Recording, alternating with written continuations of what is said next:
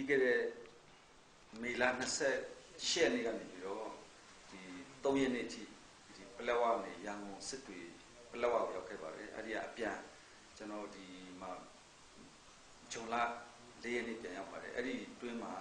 တွေ့ခဲ့တဲ့ဥစ္စာတွေကိုကျွန်တော်တို့ချင်းမီဒီယာတွေနဲ့ကျွန်တော်တွေ့ဆုံပြီးတော့ရှင်းလင်းနေတာပြောချင်တာတွေပြောဖို့ပါပြီးတော့မေ့ချင်တာရှိလဲကျွန်တော်အတတ်နိုင်ဆုံးဒီလက်ရှိပလဲဝါမှာဖြစ်ပျက်နေတဲ့အခြေအနေများကိုကျွန်တော်ဖြေချဖို့ဖြစ်ပါတယ်ဆိုတော့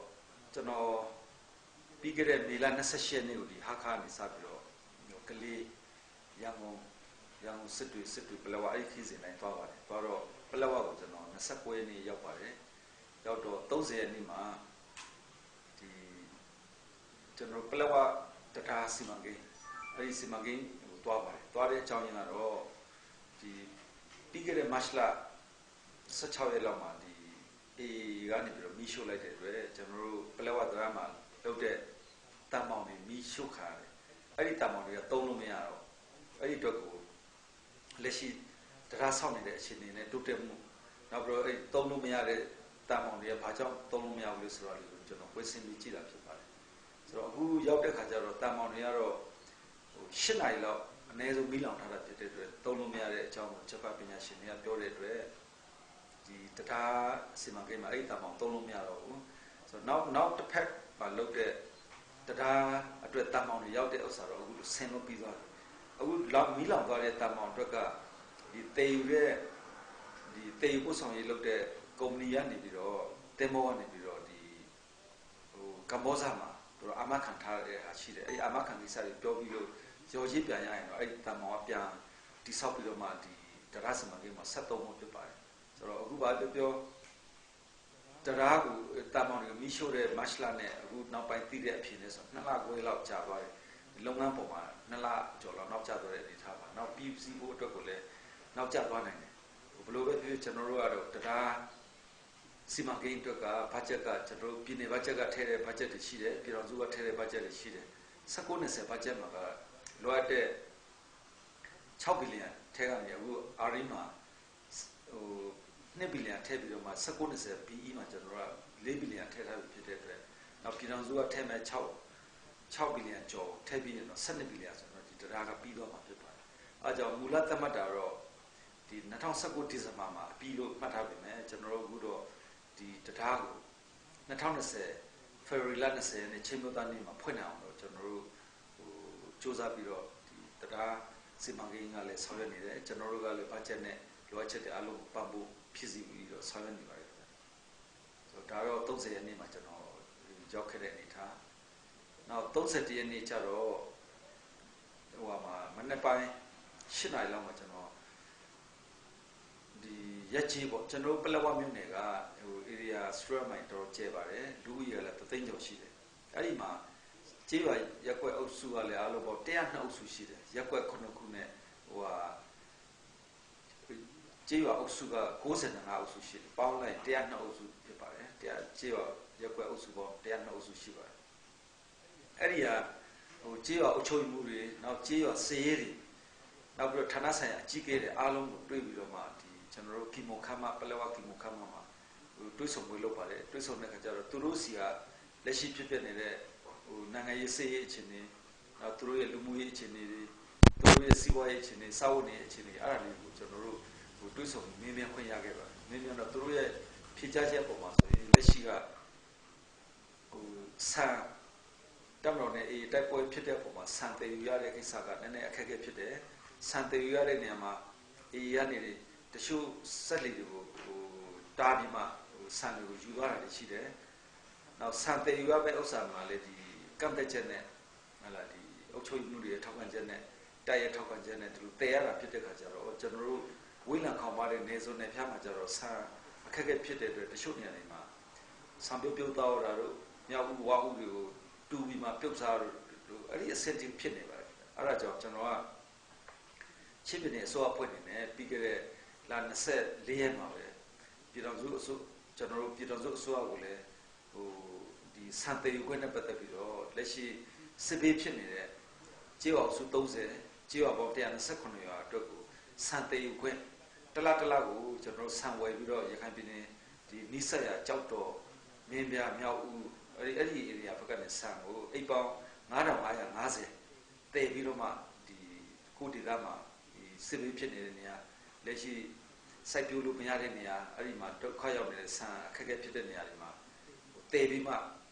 ဝယ်ယူစားသုံးခွင့်ပေါ့အဲ့ဒါတင်ပြထားပါတယ်ပြည်တော်စုအစိုးရအနေနဲ့လည်းဒီသက်ဆိုင်ရာကာကွယ်ဝန်ကြီးပြည်ရေးဝန်ကြီးနောက်ပြီးရခိုင်ပြည်နယ်အစိုးရအဖွဲ့ကိုလည်းသဘောထားမှတ်ချက်တောင်းတဲ့အတွက်ရခိုင်ပြည်နယ်အစိုးရအဖွဲ့အနေနဲ့လည်းဒီသက်ဆိုင်ရာ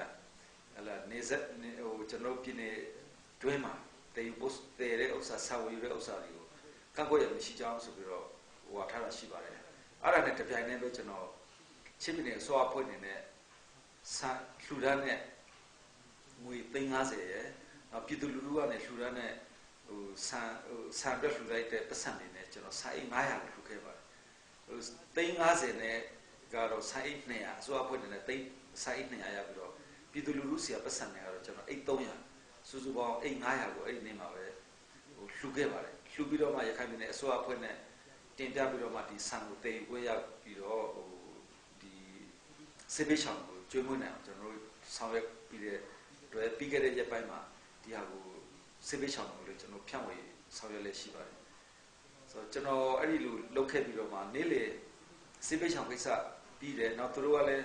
ရေရှည်ကိုဒီစစ်ပေးနဲ့ပတ်သက်တဲ့ဥစ္စာအခက်အခဲဖြစ်နိုင်တဲ့အတွက်သူတို့ရဲ့ပညာရေးကျမ်းမာရေးကိစ္စတွေကိုလည်းတင်ပြလာတာရှိပါတယ်ဆိုတော့စစ်ပေးဖြစ်တဲ့နေရာတချို့ရွာတွေပြတ်သွားတဲ့900 800လောက်ရှိပါတယ်အဲ့ဒီနေရာမျိုးမှာစာသင်လို့မရတော့မှအကြောင်းတွေလည်းဟိုမိရှုခါရရှိတယ်တချို့တိုက်ပွဲကြောင့်ဒီပျက်စီးသွားတာရှိတယ်ဆိုတော့အဲ့ဒီနေရာမျိုးကိုဟလာကျွန်တော်အခုစစ်ပေးရှောင်ပြီးတော့စူးစီးနေတဲ့ရွာတွေမှာစုပေါင်းပြီးတင်ဖို့အဲ့လိုတွေတော့မှာခဲ့ပါတယ်ဆိုတော့သူတို့ဘက်ကလည်းဒီကလေးတွေပညာရေးအတွက်ကိုတော့အဲ့လိုစူးစီးရွာတွေမှာပဲစုပေါင်းပြီးမှတင်မယ်ဆိုပြီးတော့ပြောတဲ့အတွက်အဲ့လိုလေးပဲညှိနှိုင်းခဲ့ပါတယ်ဆိုနေ့လေမနေ့ပိုင်းမှာအဲ့လိုပြီးတာနဲ့ကျွန်တော်ကနေ့လေတနာရီမှာဒီကျွန်တော်ပလောအထက်ကတက်မှာပဲဒီတနေ့လုံးကလာစာထုတ်တဲ့ရက်လည်းဖြစ်တဲ့အတွက်ဆရာဆရာမတွေလည်းစုံတယ်နောက်ကျောင်းကတရက်နဲ့ကျောင်းကျောင်းဖွင့်မှာဖြစ်တဲ့အတွက်အဲ့ဒီ30မေလ30မှာကျွန်တော်ကလည်းရည်ရွယ်ချက်နဲ့ရအောင်သွားတာဖြစ်ပါတယ်ဆိုဆရာဆရာမအကုန်နေမှာရှိတဲ့ဆရာမတွေရောမြို့ပေါ်မှာရှိတဲ့ဆရာဆရာမတွေအကုန်စုံပါတယ်စုံတော့သူတို့ရဲ့တင်ပြချက်အရဒီမြို့နယ်ပညာရေးမှူးကလည်းနောက်ဆုံးအခြေအနေကိုတင်ပြတဲ့အချိန်မှာကျွန်တော်ပလောဝမြို့နယ်မှာအခုကျောင်းအသစ်ချပေးတဲ့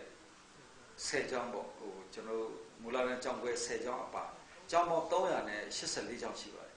384ကျောင်းမှာဆရာဆရာမလုံးဝတရားမှမရှိတဲ့ကျောင်းမှာ118ကျောင်းရှိတဲ့ကျောင်းသိရပါတယ်နောက်ပြီးတော့ဆရာတယောက်စီပဲရှိတဲ့ကျောင်းမှာ94ကျောင်းတွေ့ရပါတယ်ဆိုတော့ဆရာဆရာမတယောက်မှမရှိတဲ့118ကျောင်းနဲ့ဆရာဆရာမတယောက်စီပဲရှိတဲ့ကျောင်း94ကျောင်းပေါင်း212ကျောင်းမှာကျောင်းတင်လို့မရဘဲနဲ့ပိတ်ထားမယ်အနေထားမျိုးတွေ့ပါတယ်အဲ့ဒါကြောင့်အဲ့ဒီအချက်လက်တွေကိုကျွန်တော်ယူလာပြီးတော့ဒီပြည်ထောင်စုဝန်ကြီးဌာနကိုတင်ပြဖို့ဒီဆောင်ရွက်ပြီးတော့ပြီးခဲ့တဲ့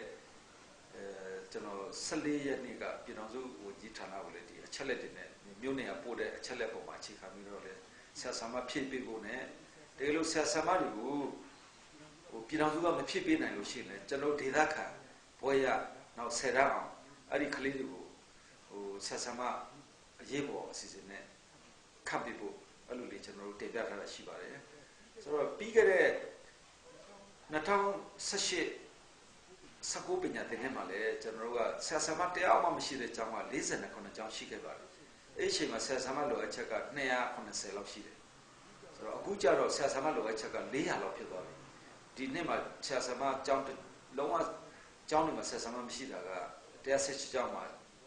လိုအပ်ချက်ကအလုံးပေါင်း400နီးလောက်ဖြစ်သွားတယ်အဲ့ဒါကိုပြည်တော်စုကလည်းမဖြည့်ပေးဘူးဒေသခံတွေကိုလည်းဒီအလောက်ကခွင့်လန်းမပေးဘဲနဲ့ဟလာဟိုမခံပေးဘူးဆိုတော့ဒီနောက်ကျွန်တော်ပလောဝမြို့နယ်ပညာရေးကတော်တော်ကိုဟိုအခြေအနေဆိုးမဲ့အနေထားပါပြီးခဲ့တဲ့2018ဆယ်တန်းစာပွဲအောင်တုန်းက4.25ရာခိုင်နှုန်းပဲအောင်ပါတယ်ဆယ်တန်းဆိုတော့ဒီနေ့အောင်စင်းထွက်တဲ့ခါကျတော့အခုတော့ဟို6.84အောင်ပါတယ်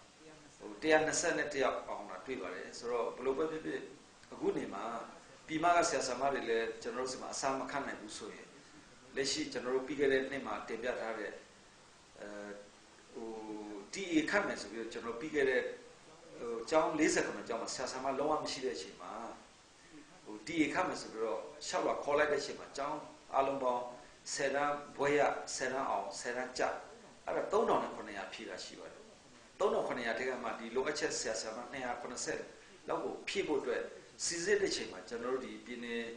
ပညာရေးမှုတို့မြို့နယ်ပညာရေးမှုတို့အစစ်စစ်စီစစ်ပြီးတော့မှနောက်ဆုံးအတည်ပြုလိုက်တာ190တယောက်ရှိပါတယ်အဲ့190တယောက်ကိုခတ်ဖို့အတွက်ကျွန်တော်ပြည်တော်စုတင်ပြတဲ့ချိန်ကျတော့မူဝါဒနဲ့မကိုက်ဘူးတော့ဘတ်ဂျက်မရှိဘူးဆိုတာနဲ့မခန့်ခဲ့ပါဘူးမခန့်ခဲ့တဲ့အတွက်အဲ့ဒီဆရာဆရာမလိုအပ်ချက်ကလည်းဒီတိုင်းပဲရှိနေတယ်နောက်ဒီနေ့ဒီကျောင်းပိတ်ပြီးတော့ကျောင်းဖွင့်ရသည်မရောက်ခင်လေးမှာပဲဒီဆရာဆရာမပြောင်းရွှေ့တဲ့ဥစ္စာတွေရှိတယ်အဲ့ဒီမှာတွေ့တာတော့ကျွန်တော်တို့ပလက်ဝါကဆိုတာအထက်တက်ကျောင်းကဆရာဆရာတယောက်ပြောင်းတယ်2ယောက်ပြောင်းဝင်လာတယ်2ယောက်ဝင်လာတော့ဒီကျွန်တော်တို့ဒေသကအလေတန်းကနေပြီးတော့အထက်တန်းအဆင့်တို့ပေါ့ဆရာရာထူးတို့အဲ့ဒါ2ယောက်ပြောင်းဝင်လာတယ်အလေတန်းကျောင်းကဆရာဆရာမ42ယောက်ပြောင်းရွှေ့သွားတယ်23ယောက်ပဲပြောင်းဝင်တယ်19ယောက်လိုပါတယ်ခင်ဗျနောက်ပြီးတော့တခါမူလတန်းအဆင့်မှာဆိုရင်ဆရာဆရာမကျောင်း200ကျော်ပြောင်းသွားတယ်10ယောက်ကျော်ပဲပြောင်းဝင်တယ်ခင်ဗျဆိုတော့အဲ့ဒီမှာလိုအပ်ချက်ကပြီးခဲ့တဲ့နှစ်ကလိုအပ်ချက်ကိုအခုနှစ်ရဲ့လိုအပ်ချက်ကိုဆိုရင်အဲ့ဒီမှာဆရာဆရာမ400လောက်လုပ်ပြီးတော့မှအခုကျောင်းပေါင်း118ကျောင်းမှာဆရာဆရာမမရှိတာရဲ့ကျောင်း94ကျောင်းမှာဆရာဆရာမတယောက်စီပဲရှိတာကိုသွားတွေ့တယ်မြို့နယ်ပညာရေးမှူးဆလိုက်အောင်မင်းကလည်းဒီတိုင်းပဲတင်ပြပါတယ်မြေပြင်မှာလည်းဒီတိုင်းပဲဖြစ်တယ်ဒါကတော့ဆရာဆရာမတယောက်မှမရှိတဲ့ကျောင်းနဲ့ဆရာတယောက်စီပဲရှိတဲ့ကျောင်းကိုပဲဖော်ပြသေးတာဖြစ်ပါတယ်ဆရာ2ယောက်တို့3ယောက်တို့ရှိတဲ့ကျောင်းတွေကလည်းရှိတယ်အလဲတဲ့ကျောင်းတစ်ကျောင်းမှာဆိုရင်ဆရာဆရာမ3ယောက်ပဲရှိတယ်ဆရာဆရာမ4ယောက်ပဲရှိတယ်အဲ့ဒါအလဲတဲ့ကျောင်းတစ်ကျောင်းကိုဘလို့မှသင်ကြားလို့မရနိုင်တဲ့အနေထားပါကျောင်းဦးတယောက်အလဲတဲ့ပြဆရာမတယောက်မူလတဲ့ပြဆရာမတယောက်အထူးတွေလုပ်သားတယောက်အဲ့ဒီကျောင်းသား3ဆရာဆရာမ3-4ယောက်လောက်နဲ့ဒီအလဲတဲ့ကျောင်းကြီးကိုဘလို့မှသင်ကြားလို့မဖြစ်နိုင်ပါဘူးမူလတဲ့ကျောင်းတော်မှာဒီတချို့အေဂျင့်တဲ့နေရာမှာဆိုရင်မူလတဲ့ကျောင်းဆိုတော့ဆရာဆရာမအနည်းဆုံး9ယောက်ရှိတယ်မူလုံးဆို9ယောက်လောက်ရှိတယ်အခုကအလဲတဲ့ကျောင်းကြီးတော်မှာဆရာဆရာမ3ယောက်ပဲရှိတယ်မျိုးဆိုရင်တော့အဲ့ဒါတော့လိုအပ်ချက်တွေအများများတဲ့အတွက်ဒါနိုင်ငံတော်အဆင့်ပြည်တော်စုအဆင့်ကနေဖြည့်ဆည်းပေးရမယ်လို့ကျွန်တော်တို့တင်ပြထားတာဖြစ်ပါတယ်ဆိုတော့အဲ့လိုမျိုးပြည်တော်စုကမှမဖြစ်ပေးနိုင်ဘူးဆိုရင်တော့ကျွန်တော်တို့ဒေသခံတွေကိုအရေးပေါ်အလုတ်ခတ်ပြီးတော့ဘွဲရတို့10တန်းအောင်တော့အခုလည်း10တန်းအောင်121အောင်ပါအဲ့ထက်ကမှအရေးပေါ်ခတ်ပြီးခဲ့တဲ့နှစ်ကကျွန်တော်တင်ပြတာ190တရားကိုခတ်လိုက်လို့ရှိရင်တော့ဒီဆရာဆရာမလိုအပ်ချက်တွေကိုတော့တိုင်းတာတစ်ခုတည်းဖြစ်နိုင်တယ်လို့ယုံကြည်ပါတယ်ဆရာဆရာမဆိုတာအရေးရှိတဲ့ဆရာဆရာမတွေဖြစ်ဖို့တော့တစ်ဖြည်းဖြည်း training လုပ်ယူရမယ်လို့ကျွန်တော်အနေနဲ့ယူဆတယ်အဲ့တော့အခုလိုအပ်ချက်တွေအများကြီးရှိတဲ့ထက်ကမှဒီအရေးရှိတဲ့လူတွေဘွဲရတဲ့လူတွေပဲခန့်မယ်ဆိုတော့ဒီကလေးတွေရဲ့တင်ကြားမှုကတော့နောက်ကျနေမှာပဲဆရာဆရာမလိုအပ်ချက်ကလည်းဘယ်တော့မှပြည့်မှာလည်းမဟုတ်ဘူးနောက်ကျွန်တော်ဒေသကလက်ရှိမှာ AA နဲ့တပ်မတော်နဲ့တိုက်ပွဲဖြစ်တဲ့မငြိမ်းချမ်းတဲ့ဒေသဖြစ်တဲ့အတွက်ဘယ်သူမှမနေချင်ဘူးဘယ်သူမှလည်းမလာချင်ဘူးပလက်ဝဆိုတာနဲ့ကိုပြောရတော့ဒီချိန်မှာတော့လာချင်တဲ့လူတော်တော်နည်းပါတယ်ဆိုတော့ promotion နဲ့လွတ်တာပဲဖြစ်ဖြစ်သူတို့ကိုအခြားသောအခွင့်အရေးတွေပေးတာပဲဖြစ်ဖြစ်တော့မှဒီလိုမအေးချမ်းတဲ့နေရာမှာဘယ်သူမှမလာချင်ပါဘူးတော့အခုကပြီးခဲ့တဲ့ပညာသင်နှစ်မှာနည်းတယ်လို့အခုလက်ရှိပညာသင်နှစ်မှာလည်းပြောင်းရွှေ့ခွင့်ကျွန်တော်ပလက်ဝသူချစ်နေဆိုရင်ပြောင်းရွှေ့ခွင့်ကိုတစ်နှစ်နှစ်နှစ်ပြည့်တာနဲ့သူကပြောင်းရွှေ့ခွင့်တင်ရင်အချိန်လေးပြောင်းပေးတာရှိတယ်ဆိုတော့ပြောင်းတော့ပြောင်းပေးလိုက်တယ်ပြအစားထုတ်ဖို့မလုပ်ပေးတာကြတော့လေဒါပြည်တော်စုမှာကျွန်တော်တို့ကဒီပြစဉ်းစားပေးနေတယ်လို့ပြောလို့ပါတယ်တော့ကျွန်တော်အနေနဲ့တော့ပညာရေးကဏ္ဍတော့အဲ့လိုတွေ့တယ်နောက်ကျန်းမာရေးကဏ္ဍမှာလည်းဒီတိုင်းပါပဲပလက်ဝမြို့ပေါ်မှာလက်ရှိကျွန်တော်ဂရေ90ဖြစ်ပေမဲ့ဟလာဆရာဝန်ကဆေးအုပ်တယောက်နဲ့လက်ထောက်တယောက်ပဲရှိပါတယ်နောက်တစ်ခါတိုက်နေဆေးရုံမိစာဆိုရင်လည်းဆရာဝန်မရှိတာကြာလာပြီ2နှစ်လောက်ရှိတယ်နောက်စမီးဆိုလည်းတိုက်နေဆေးရုံဖြစ်ပါတယ်ဆရာဝန်မရှိတာ2နှစ်လောက်3နှစ်လောက်တော့ဖြစ်နေဘလို့ပဲဖြစ်ဖြစ်ကျွန်တော်ဒေသကနံပါတ်ဆက်တွေလည်းခက်ခဲတယ်နောက်နေမြေဒေသလည်းမအေးချမ်းတဲ့ပုံမှာဒီဖြစ်စည်းမှုတွေအများကြီးလုပ်ဖို့လိုတယ်ဆိုတာကိုတော့ဒီမှာတင်ပြလိုတာဖြစ်ပါတယ်ဒီပြများဝင်လို့နော်လောဆယ်တော့ကျွန်တော်ချလန်ပုစကာစလိုက်ဘုတ်ထံရေးချာကျွန်တော်မေ့ချင်တဲ့မေးခွန်းကတော့အဲ့ဒီခုတလို့ဒီရဲ့ဖိုင်နာဒီကြံပြီးဆွေးလို့ပေါ့နော်ဖိုင်ပြီးတော့နောက်ကြမှာပြန်ထုတ်ပေးတာဒီတချို့ကတို့ရဲ့တော်မေးလိုက်ဆိုင်နဲ့တက်ခံရတာညကြီးရှိတယ်လို့ကြားရပါဘူးအဲ့ဒါကရောကျွန်တော်ရဲ့ဒီဝန်ကြီးတွေနဲ့ဘယ်လိုမြင်လဲပေါ့နော်အဲ့လိုလောက်နေတာကကျွန်တော်ရဲ့ချင်းနဲ့ရခိုင်လူမျိုးရေးအတွက်ရောပြဿနာဖြစ်နိုင်သလားလူမျိုးရေးပြဿနာပေါ့ ပြီးရောကျွန်တော်တို့ရဲ့ဒီ data ဖွံ့ဖြိုးရေးလုပ်ငန်းအတွက်လုပ်နေတဲ့အတွက်ဘယ်လောက်အထောက်အပံ့ဖြစ်တယ်လဲဆိုတဲ့ဥစ္စာလေးဒီ AA တွေဝင်လာတဲ့အတွက်ကျွန်တော်တို့ data အတွက်အများကြီးအခက်အခဲလေးဖြစ်တယ်အနှောက်အယှက်လေးဖြစ်တယ်ကျွန်တော်တို့ကdata ဖွံ့ဖြိုးရေးကငကိုတွေကနောက်ကျနေတာဖြစ်တယ်နောက်ကျနေတဲ့နေရာမှာဒီလိုစေးနဲ့စစ်ဘေးဒဏ်တွေခံနေပြီးတော့မှလူတို့ကလည်းအခုဆိုရင်ကြီးလန့်ဆန်ဆန်မသွားရဲမလာရဲဖြစ်နေတယ်နောက်သွားဖို့လာဖို့မှလည်းကန့်သက်ချက်တွေအများကြီးဖြစ်ကုန်AA ကကြောက်တော်ကနေပလက်ဝသွားဖို့ဟာလာရေလမ်းကိုကုန်းလမ်းဘက်ကိုသူတို့ပိတ်ဆို့ပြီးတော့မှဒီအနောက်ချက်ပေးတာရှိတယ်တပ်မတော်နဲ့လည်းမကြအဲ့လမ်းကြောင်းရေလမ်းကြောင်းမှာပဲဖြစ်ဖြစ်ကုန်းလမ်းကြောင်းမှာပဲဖြစ်ပြဿနာတက်တာရှိတယ်နောက်ပလက်ဝရဲ့အထက်ပိုင်းမှာကျတော့လေကြီးလေတို့မတက်တို့ဆိုတဲ့နားဒီမှာလည်းတိုက်ပွဲတွေဖြစ်ပြီးတော့ဟုတ်လားရေလမ်းကြောင်းကိုလည်းသူတို့ထိန်းထားတယ်ကုန်းကြောင်းကလည်းသွားလို့မရဘူးအဲ့လိုဖြစ်တဲ့ခါကျတော့ဒီခီးတွေသွားလာမှုနောက်ကုန်စည်စစ်ဆေးမှုအဲ့ဒါဒီပါအများအခက်အခဲဖြစ်သွားတယ်ဆိုတော့အရင်ပိုင်းကဒီဖန်စီတာဖြစ်ခဲ့တာတော့ကျွန်တော်လေးမျိုးချောင်းထဲမှာတန်တောင်အုပ်ချုပ်ရေးမှုဦးချဖို့ကိုဖမ်းသွားတယ်နောက်တစ်ခါတန်တောင်ရဲစခန်းမှုဟိုကိုလည်းဖမ်းသွားတယ်အဲ့ဒါဆရာတို့လည်းသိမှာပါသူကတပတ်နှစ်ပတ်လောက်တပတ်ကျော်နှစ်ပတ်လောက်ကြာမှပဲပြန်လှုပ်ပြီးတယ်နောက်တစ်ခါဒီပလက်ဝရဲ့မြောက်ဖက်အိန္ဒိယနယ်ဘင်္ဂလားဒေ့ရှ်နယ်စပ်မှာရှိတဲ့နေရာကမြို့ရွာကလည်း54ယောက်ကိုဖမ်းခေါ်သွားတာရှိပါတယ်သူတို့ရဲ့ပြောတာတော့လုံခြုံတဲ့နေရာခေါ်သွားတာလို့ပြောတယ်ဒါပေမဲ့ကျွန်တော်တို့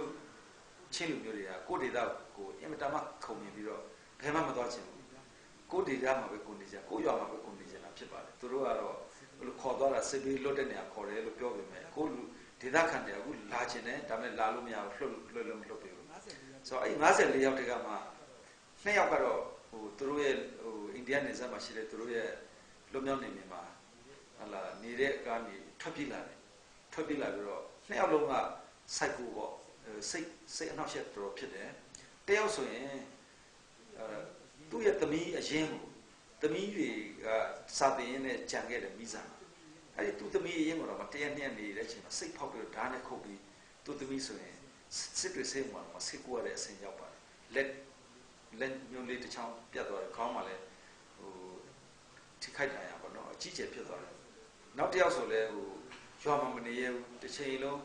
6လနေတဲ့အခါမျိုးဖြစ်တဲ့အတွက်သူ့ကိုလည်းတနေရာလုံခြုံတဲ့နေရာမှာပို့ထားတယ်ဆိုတော့အခု52ယောက်လုံးကလက်ရှိဘင်္ဂလားဒေ့ရှ်ထဲမှာပဲရှိနေလို့သူတို့ပြန်မလွတ်သေးဘူးအဲ့ဒါနဲ့တစ်ဆက်တဲ့ဒါကမတ်လထဲမှာလဲကျွန်တော်ဒီအိန္ဒိယဇိုရမ်ပူလန်လုပ်တဲ့လမ်းမှာလုပ်တဲ့ဒီတူထူဆန်ကုမ္ပဏီကဝန်ထမ်း10ယောက်ကိုဖမ်းသွားပါတယ်ဖမ်းသွားတာတော့သူတို့အကြောင်းပြတာတော့ဒီထောက်လှမ်းရေးနဲ့ဆက်တယ်ဆိုပြီးတော့ဖမ်းတယ်လို့တော့သိထားပါတယ်ဒါပေမဲ့အခုချိန်ဒီအဲ့ဒီ10ယောက်ကသူတို့ဖမ်းထားလို့ပဲလားအသက်ရှင်သေးလားအသက်မရှင်တော့ဘူးလားဆိုတာလည်းဘယ်သူမှမသိနိုင်ဘူးဖြစ်တယ်အဲ့ဒါကိုလေသူတို့ဘင်္ဂလားဒေ့ရှ်ကိုပဲခေါ်သွားတာမျိုးဖြစ်တယ်ဆိုတော့တလောကလည်းကြီးလေကအဲ့ဒီနားကအသက်30နှစ်ရှိတဲ့ကျွန်တော်တို့ချင်းခမီးချင်းပဲသူဆိုရင်အလောင်းကောင်ကရေထဲမှာမျောလာတာတွေ့တဲ့ခါကျသူ့ကိုပလက်ဝဆေးကိုပို့ပြီးမှရင်ခွဲစစ်ချက်တွေလုပ်တယ်ဆိုတော့သူ့ရဲ့ဓာတ်ပုံမှတ်တမ်းအရာကြည့်ရရင်တော့နှာခေါင်းသွေးထွက်တယ်ပါးစပ်မှာလည်းတန်ရတန်ချက်တင်တယ်ကိုယ်မှာလည်းတန်ရတန်ချက်တင်တွေ့တယ်ဒါပေမဲ့ဆေးစစ်ချက်အရာတော့ဘယ်လိုဆိုတော့အဖြစ်မထွက်ကျွန်တော်မသိသေးပါဘူးအဲ့ဒါလည်းဒီသက်ဆိုင်ရာဆေးရုံလိုကနေဘယ်လိုအဖြစ်ပေးထားလဲမသိဘူးဒါဆိုလဲဒါတမျိုးကြတည်ဆုံးတာမဟုတ်ဘူးလို့သိရတယ်နောက်အခုဒီရက်ပိုင်းမှာဘာဖြစ်လဲဆိုတော့တန်တောင်ကအဲ့ဒီတယောက်ကဆက်လီနဲ့ဒီမြောက်ဦးဒီဆင်ဟိုဝါဘက်ကိုဆင်းမှဒီစားစရာပစ္စည်းတွေဝယ်တော့အဲ့ဒီဆက်လီနဲ့သူတယောက်တည်းသွားဆင်းသွားတယ်သူတယောက်တည်းပြန်လာတဲ့အချိန်မှာအခုလမ်းမှာပျောက်သွားတယ်ဆက်လီလည်းပျောက်သွားတယ်လူလည်းပျောက်သွားတယ်အခုတိရှာလို့မရသေးဘူးအဲ့လိုမျိုးတွေမကြလူပျောက်တဲ့ဟာတွေတော်ဖြစ်တယ်ဒါတွေကကြာရင်တယောက်နဲ့တယောက်တန်တရားတွေကြီးလာမယ်ကြာရင်တယောက်နဲ့တယောက်ဒီမယုံသင်္ကာမှုတွေဖြစ်ပြီးတော့အပြန်လာတက်ခိုက်မှုတွေဖြစ်မယ်ဆိုရင်ဒါတော့လူကြီးပြဿနာဖြစ်သွားနိုင်တယ်လို့ကျွန်တော်အနေနဲ့ပြောလို့တယ်ဆိုတော့လက်နက်ကင်ပြီးအနိုင်ကျင့်တဲ့ဟာမျိုးဖြစ်တယ်ဆိုရင်လူသားချင်းတွေဖြစ်တဲ့အတွက်ရေရှင်မှာခံနိုင်တဲ့အတိုင်းအတာကြော်သွားရင်ဟုတ်လားဒါတော့ပြန်တုံ့ပြန်လာတယ်ဖြစ်ရင်လူနေမြေမှာဓာတ်ထက်ပိုဆိုးသွားပါနော်ဒါလူမျိုးပြဿနာလည်းဖြစ်မယ်အရင်တော့ကလွတ်လပ်ရေးမရခင်ရောလွတ်လပ်ရေးရပြီးမှပျော်ပျော်ရွှင်ရွှင်နဲ့အေးချမ်းနဲ့နေကြတာရခိုင်ပဲချင်းပဲမရာပဲလူမျိုးပေါင်းစုံကအေးချမ်းနေတယ်ကျန်တဲ့ကချင်ကရင်မွန် ရှမ်းအဲ့ဒီဒေသမှာစူပူပြီးတိုက်ပွဲဖြစ်တဲ့အချိန်မှာကျွန်တော်ပလက်ဝမှာဘယ်တော့မှတိုက်ပွဲမဖြစ်ဘူးအခုနောက်ပိုင်းကျမှတိုက်ပွဲတွေကအရှင်ဟုန်နဲ့အခုအပြင်းထန်ဆုံးအဆိုးဝါးဆုံးအချိန်ရောက်နေတာဖြစ်ပါတယ်ဆိုတော့အဲ့ဒီဟာကြောင့်အခုဆိုရင်ပညာရေးအတွက်ကောကျန်းမာရေးအတွက်ကောဒီလူမှုရေးစီးပွားရေးအကုန်ကိုဖက်ဖက်ကချွတ်ချုံကြတဲ့အနေထားရောက်ပါတယ်ဟိုတောင်ရမလုံနိုင်ဘူးစိုက်ခင်းကိုလည်းမသွားနိုင်ဘူးဒါစာဝတ်နေရေးအတွက်ကိုလည်းတော်တော်ရုန်းကန်နေရတဲ့အနေထားဆိုတာလေးတော့ဆရာတို့လည်းသိအောင်ပြောချင်တယ်ဟုတ်ကဲ့ကျွန်တော်လည်းဒီစကားကိုရှိတယ်ဒီရဲ့တိုက်ပွဲကိုစတိုက်လို့တိုက်ပွဲကိုဆိုဆိုပြီးကျွန်တော်ကြားပြရတယ်အားလုံးဒီအဲ့ဒီကြားထဲမှာလို့ကျွန်တော်တို့ဒီအတိတ်ကရခိုင်ပြည်နယ်မှာတိုက်ပွဲဖြစ်ရတယ်တော့လေဝမြို့နယ်ထဲမှာတိုက်ပွဲဖြစ်နေတယ်အတိတ်ကသူတို့ရဲ့ဒီစကားပါလာတဲ့တဲ့ပုံမှာအားလုံးချက်လို့တုံ့ပြန်မှုရှိတယ်အဲ့ဒီဟာကိုပြောရင်တော့ကျွန်တော်တို့ပလက်ဝကဒါချင်းပြည်နယ်ပဲချင်းပြည်နယ်ပဲပြင်မဲ့အရင်လွန်ခဲ့တဲ့2နှစ်လောက်ကဒီ21ရာစုပင်လုံလူငယ်ညီလာခံမှာဒေါက်တာအေးမောင်ကပလက်ဝဟာရခိုင်ပြည်နယ်ကပိုင်ခဲ့တယ်ဆိုတဲ့ဟာလေးကိုသူကတွားပြီးတော့ဟိုပြောလိုက်တယ်ဟိုဘာသမိုင်းကြောင်းကိုကြည့်ပြီးပြောလဲဒီကျွန်တော်တို့ကတော့ဟိုကျွန်တော်ပြီးခဲ့တဲ့တောင်စလက်တိုင်းမှာလည်းကျွန်တော်ဆွေးနွေးထားပါတယ်ဖြေထားတယ်မီဒီယာမေးတဲ့ဟာဆိုတော့ကျွန်တော်တို့ကရခိုင်ပြည်နယ်ပိုင်ခဲ့တယ်လို့ကျွန်တော်တို့သမိုင်းကြောင်းမှာဘယ်စာအုပ်မှလည်းကျွန်တော်မဖတ်ဘူးဆိုတော့ကျွန်တော်တို့ကသမိုင်းကြောင်းအရဟလာကိုရဲ့စော်ဘွားနဲ့ကိုရဲ့ဘရင်နဲ့ကိုကျွန်တော်ဘက်မှာဆိုဟိုချင်းချစ်စော့ခမီပေါ့ the ချစ်စော့ခမီအဲ့ဒီခေါင်းဆောင်တွေနဲ့နေခဲ့တာခေါင်းဆောင်တွေနဲ့အတူနေသူတို့အုပ်ချုပ်မှုစနစ်နဲ့ပဲနေခဲ့တာဟိုရခိုင်တွေကလည်းဟိုသမိုင်းကြောင်းအရဖတ်ကြည့်တဲ့ခါကျတော့1983 85လောက်လေးရဘိုးတော်ဖျားဗမာပြည်ကနေပြီးတော့တိမ်ပြီးတော့မန္တလေးကနေပြီးတိမ်ပြီးတော့မှရခိုင်ပြည်ဟိုသမရမင်းလက်ထက်မှာတိမ်လိုက်တယ်တိမ်ပြီးတော့ပြောရတော့သူတို့ရဲ့ဟိုစစ်ရှုံးသွားတဲ့ခါကျတော့သူတို့ဟိုသုံးပိုင်းနေဖြစ်တယ်နောက်တစ်ခါသူတို့ရဲ့ပိုင်ဆိုင်တဲ့ဖျားကအစမန္တလေးကိုပြင်သွားတာပဲအခုမန္တလေးမှာရှိတဲ့မဟာမဏိဖျားဆိုတာဒါကြောက်တော်မဟာမဏိကတည်သွားတဲ့ဖျားပဲအဲ့ဒီမှာနတ်ရုပ်တွေရောအခြားအယုတ်တွေရောဆင်ရုပ်တွေရောမြင်းရုပ်တွေရောရှိတယ်အဲ့ဒီဟာကသမိုင်းကြောင်းအရာလက်ရှိကိုလက်တွေ့ရှိနေတာပဲဆိုတော့သူတို့ကအဲ့လိုတင်ခဲ့တယ်1983လောက်တည်းကသူတို့ကပြောရရင်ဗမာပြည်ရဲ့ဟိုအုပ်စုမှုလာတိတ်ထားတဲ့ခံရတဲ့ကြုံဖြစ်နေပြီပေါ့နော်အဲ့လိုသမိုင်းကြောင်းအရာဖြစ်ပြီးတော့မှဒီအင်္ဂလိပ်မြန်မာပထမစစ်1824ဟမ်ဟုတ်တယ်1824အဲ့ဒီချိန်ကျတော့ပထမအင်္ဂလိပ်မြန်မာစစ်မှာကျွန်တော်တို့စစ်ရှုံးပြီးတော့အင်္ဂလိပ်ကိုတင်းနေတာကြီးတိုင်းနဲ့ရခိုင်ကိုလုံးဝပေးလိုက်ရတယ်အဲ့ဒီ1824ကလေးကရခိုင်ကအင်္ဂလိပ်လက်အောက်မှာရောက်နေဆိုတော့ပထမကတော့1983ကလေးကဗမာရဲ့လက်အောက်ရောက်နေတယ်ပြီးတော့အင်္ဂလိပ်လက်အောက်ကိုရောက်သွား1824နောက်ပိုင်းကစပြီးအဲ့ဒီချိန်1824ထိကျွန်တော်ပလက်ဝတို့ဘာလို့ဆိုတာကကိုယ်စော်ဘွားနဲ့ကိုယ့်ရဲ့တောင်မင်းနဲ့ပဲနေတာကျွန်တော်ဆိုတော့တောင်မင်းခေါ်တော့ the chief of command အဲ့လိုကိုနောက် headman တွေပေါ့နော်ဒီလိုနဲ့အောက်ချုပ်တာသူတို့အောက်မှာကျွန်တော်မနေခဲ့ဘူးအဲ့ဒါကိုဘယ်သမိုင်းကြောင်းနဲ့သူတို့ထပြောပြီးတော့ပလက်ဝကရခိုင်ကပိုင်ခဲ့တယ်လို့ပြောလည်းမသိဘူးအဲ့ဒီပုံမှာမူတည်ပြီးတော့အခုရခိုင်တမျိုးသားလုံးရခိုင်လူငယ်တွေရဲ့စိတ်ထဲမှာပလက်ဝဟာရခိုင်ကပိုင်တယ်လို့ပြောနေတယ်ဆိုတော့ပလက်ဝမှာတော့ရခိုင်ကဟိုကျွန်တော်တို့ကအခုကိုပဲဒီကလရန်မြစ်ကမြစ်ဖက်ခံတာကျွန်တော်တို့ဒီကနေမြစ်ဖက်ခံတယ်ဟလားဟာခါဖလန်တီဒီဇေမုတောင်မှာမြစ်ဖက်ခံတယ်ဒီကနေဆင်းသွားတဲ့ခါကျတော့ကျွန်တော်ဘွေနူးမြစ်ဖြစ်တယ်နောက်မဏိပူရမြစ်ဖြစ်တယ်မဏိပူရမြစ်ကနေဆင်းပြီးတော့ကျွန်တော်ပလက်ဝရောက်တော့ကလရန်ဖြစ်တယ်ပ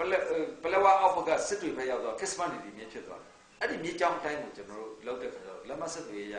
ရခိုင်တွေကကျွန်တော်ဘက်ကိုကုန်စီစစ်ဆင်းတာကုန်ကူးတာစီပွားရေးရလာပြီးအယောင်းဝယ်လုပ်တာကျွန်တော်ချင်းလူမျိုးတွေကတောင်ရလုံးမယ်လေလုံးမယ်ဒါပဲသူတို့ကစီပွားရေးအယောင်းဝယ်လုပ်တယ်သူတို့စီကအသားငါးတွေငပီးငါ6တွေစားတွေလာရောက်တယ်အဲ့လိုကုန်စီဖလေနဲ့သူတို့တွေကကျွန်တော်ဘက်ကိုအခြေလာချတယ်အခြေချရင်းနဲ့သူတို့တွေလည်းဟိုနေရင်းနဲ့ကျွန်တော်ဘက်မှာသူတို့တွေလူရည်တွေရှိလာတာပေါ့ရှိလာပြီးတော့မှအခုဆိုရင်ကျွန်တော်ထင်တယ်၄ပုံတစ်ပုံလောက်ရှိမယ်ရခိုင်ကျွန်တော်တို့ပလက်ဝဒေသမှာကျွန်တော်တသိန်းရှိတယ်ဆိုသူတို့2000ခွဲလောက်ရှိနိုင်တယ်အဲ့လိုမျိုးဖြစ်တယ်ဆိုတော့အဲ့ဒီရခိုင်ရှိတာနဲ့ပဲကျွန်တော်တို့ဒါရခိုင်ရဲ့ပိုင်ခဲ့တဲ့ဟာလို့ပြောလို့မရဘူးကျွန်တော်တို့ကတသက်လုံးကိုချင်းဟိုနည်းနည်းရက်တည်ခဲ့တာလေအင်္ဂလိပ်လက်ထက်မှာ1824မှာအဲ့လိုဖြစ်ခဲ့တယ်နောက်1800နဲ့ဟို1824မှာအင်္ဂလိပ်ကသိမ်းပြီးတာနဲ့စစ်တပ်ခရိုင်စဖွဲ့တယ်ရခိုင်ကဖြစ်ပြီးတော့1865ကျတော့ဒီကျွန်တော်တို့ပလက်ဝဘက်ကိုသူတို့အုပ်ချုပ်ဖို့နီလန်းရှာတဲ့ခါကြီးဟို အင်္ဂလိပ်တွေက1865ကျတော့မြောက်တောင်ဆိုတာကျွန်တော်တို့ကြောက်တော်အထက်ကြောက်တော်နဲ့ပလက်ဝနယ်ဆက်အဲ့ဒီမှာဟိုမြောက်ပိုင်းခရိုင်ပေါ့ရခိုင်မြောက်ပိုင်းခရိုင်ဆိုတာကိုစပြီးတော့တည်ထောင်1865ရခိုင်မြောက်ပိုင်းခရိုင်ဆိုတာပလက်ဝဘက်ကိုရည်စူးတာဆိုတော့ဒါပေမဲ့ပလက်ဝကိုအလုံးကတော့ချင်းလားဘာလားသူတို့မသက်မှတ်နိုင်ဘူးပေါ့နော်ရခိုင်ပြည်နယ်ရဲ့မြောက်ပိုင်းဆိုပြီးတော့အဲ့လိုမျိုးသတ်မှတ်ပြီးတော့ဒီရေချောင်းဒီတောင်တန်းတွေကလည်းဟိုကနေတော့အဲ့ကြောင့် Northern Arakan District Northern Arakan Heat Track ဆိုပြီးတော့အဲ့လိုလေးသူတို့ကတုံးပြီးရေးတယ်ဆိုတော့ကျွန်တော်တို့က1965မှာအဲ့လိုလုပ်ပြီးတော့မှမြောက်ပိုင်းခရိုင်ကိုသူတို့ကဖွဲ့တယ်အဲ့ဒီအချိန်မှာမြောက်တောင်ဘက်ကတော့မှာပဲ base လုပ်တာပေါ့နောက်1886ကျတော့ပလက်ဝမှာအင်္ဂလိပ်တွေကစအခြေချပလက်ဝမှာအခြေချဖို့အတွက်ကလည်းကျွန်တော်ချင်းတော်လိုင်းကောင်းဆောင်တွေကအရန်ကိုတော်လာတာတော်တော်နဲ့တက်လို့မရဘူး1824ကနေပြီးတော့1886ကျမှပလက်ဝကချင်းပြနိုင်တယ်နှစ်ပေါင်းဘယ်လောက်ကြာလဲဆိုနှစ်ပေါင်း90ကျော်လောက်ကြာအဲ့ဒီကျမှပလက်ဝမှာလာအခြေချနိုင်တယ်အင်္ဂလိပ်ကအဲ့လောက်ထိတော်လာတာကျွန်တော်လူမျိုးတွေကဒါတော့1886မှာဒီရခိုင်မြောက်ပိုင်းခရိုင်ဆိုပြီးပလက်ဝကခရိုင်ဖြစ်နေတယ်အဲ့ဒီကလေးဆိုတော့အဲ့ဒီအချိန်မှာမြောက်တောင်ကိုရခိုင်ပြည်နယ်ဒီစစ်တွေခရိုင်နဲ့ပြန်ထည့်လိုက်တယ်ပလက်ဝကိုပဲပြီးကြဒီရခိုင်မြောက်ပိုင်းခရိုင်ဆိုပြီးတော့အုပ်ချုပ်ပြီးတော့အဲ့ဒီကလေးကဒီလွတ်လပ်ရတဲ့အထိပေါ့လွတ်လပ်ရဒီအင်္ဂလိပ်ကအုပ်ချုပ်တယ်ဆိုတော့အင်္ဂလိပ်ကလွတ်လပ်ပေးမယ်ဆိုတဲ့အချိန်ကျတော့ကျွန်တော်တို့ဒီကျွန်တော်ပင်လုံစာချုပ်ချုပ်ဖို့ဟိုတွားတဲ့ခါကျတော့ကျွန်တော်ချင်းကောင်းဆောင်တွေဥက္ကယမန်တို့ဟာခါဖလန်တီတင်ကကောင်းဆောင်3ယောက်သွားတယ်ကျွန်တော်ပလက်ဝကတော့အခုတော့မလက်မဆက်ဘူးဒီလောက်ခက်တာကျွန်တော်တို့ကပလက်ဝကိုလည်းခေါ်လိုက်မယ်ဒါပေမဲ့ကျွန်တော်ပလက်ဝကအဲ့ဒီဘက်ကိုမသွားနိုင်ဘူးဆိုတော့1940 February စနေနေ့မှာပင်လုံစာချုပ်ချုပ်တဲ့ချိန်ကျတော့မြောက်ပိုင်းကဒီခေါင်းဆောင်ကြီး3ယောက်ချင်းကောင်းဆောင်ကြီးကျွန်တော်တို့ကပြည်မနဲ့ပဲအတူတူလွတ်လပ်ယူမယ်လို့ပြောခဲ့တယ်ပြောပြီးတော့မှကျွန်တော်တို့ပလက်ဝကိုကျတော့မတ်လမှာ1940မတ်လမှာရီဝီလျံဒီကော်မရှင်နာပေါ့ဒီလွတ်လပ်ယူဖို့အတွက်ကော်မရှင်နာမင်းကြီးနဲ့ရန်ကုန်မှာကျွန်တော်ဖေးဦးဆောင်ပြီးတော့ဒီကိုယ်စားလှယ်10ယောက်နဲ့တွားတွေ့ရတယ်10ယောက်နဲ့တွေ့တဲ့အချိန်မှာရခိုင်လည်း3ယောက်လောက်ပါကျွန်တော်ချင်းပါတယ်မရာပါတယ်မရိုတွေလည်းပါတယ်နောက်လေးမျိုးချောင်းကဟိုတွေလည်းပါတယ်ခေါင်းဆောင်တွေအားလုံးကျွန်တော်ဖေးခေါင်းဆောင်တွေ10ယောက်နဲ့ရီဝီလျံနဲ့ရန်ကုန်မှာတွားဆွေးနွေးတယ်လွတ်လပ်ယူရင်ဟိုကျွန်တော်တို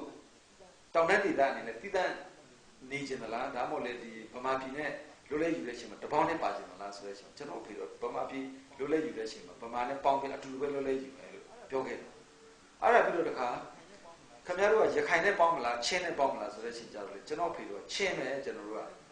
ဟလာရခိုင်နဲ့မပေါင်းဘူးကျွန်တော်ချင်းဦးဒေသတိုင်းချင်းနဲ့ပဲပေါင်းမယ်ဟာခါနဲ့ပဲပေါင်းမယ်ပေါ့အဲ့တော့က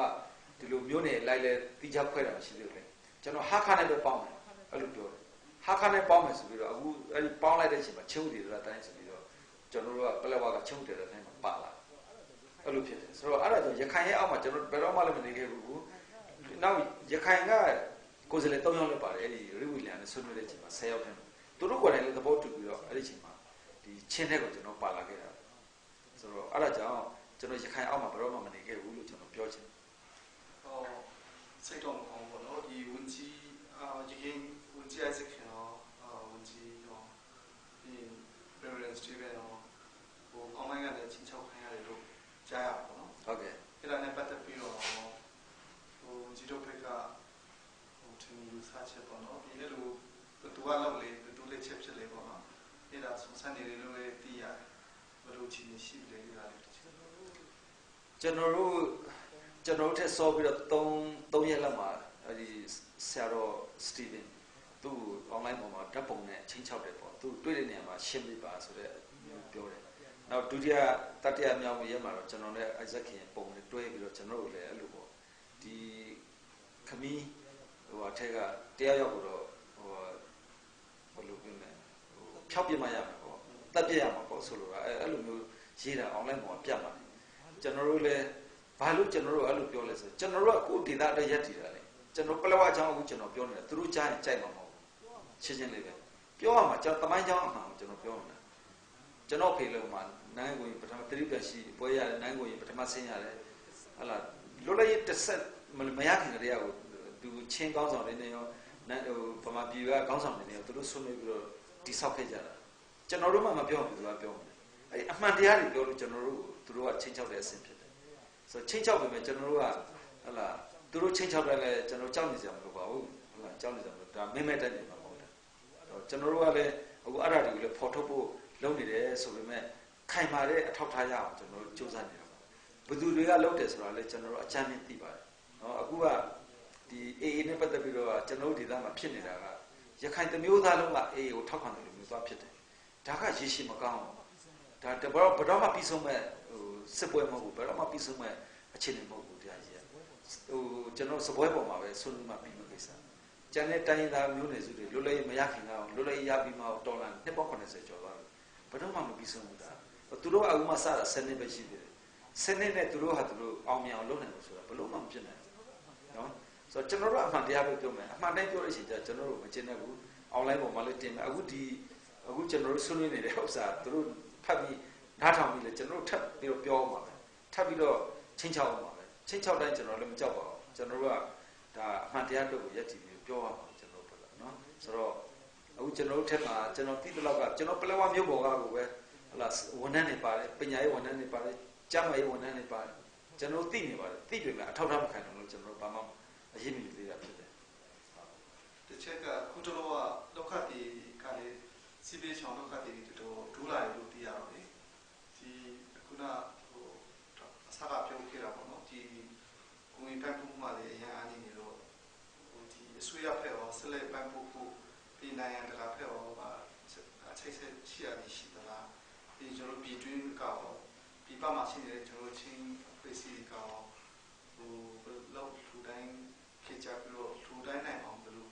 လောက်ဆောင်နေတယ်လေပေါ့နော်ဒီမထူတိုင်းသိရင်လည်းဘယ်လိုအားချချင်တဲ့အားတွေရှိတယ်ဟုတ်ကဲ့ကျွန်တော်တို့ပလက်ဝရဲ့အနေထားကဒီဘက်ကရခိုင်ပြည်နယ်နဲ့မတူဘူးရခိုင်ပြည်နယ်ကျတော့ဒီကန့်နဲ့နေကြတာပေါ့နော်သူတို့ကဒီကန့်ထဲမှာနေပြီးမှနိုင်ငံတော်ရဲ့အထောက်ပံ့တော့နောက် ICRC ကထောက်ပံ့တာရောပြည်သူပြည်ပထောက်ပံ့တာအများကြီးရတာကျွန်တော်တို့စီမှာနေတဲ့ဒုက္ခတွေ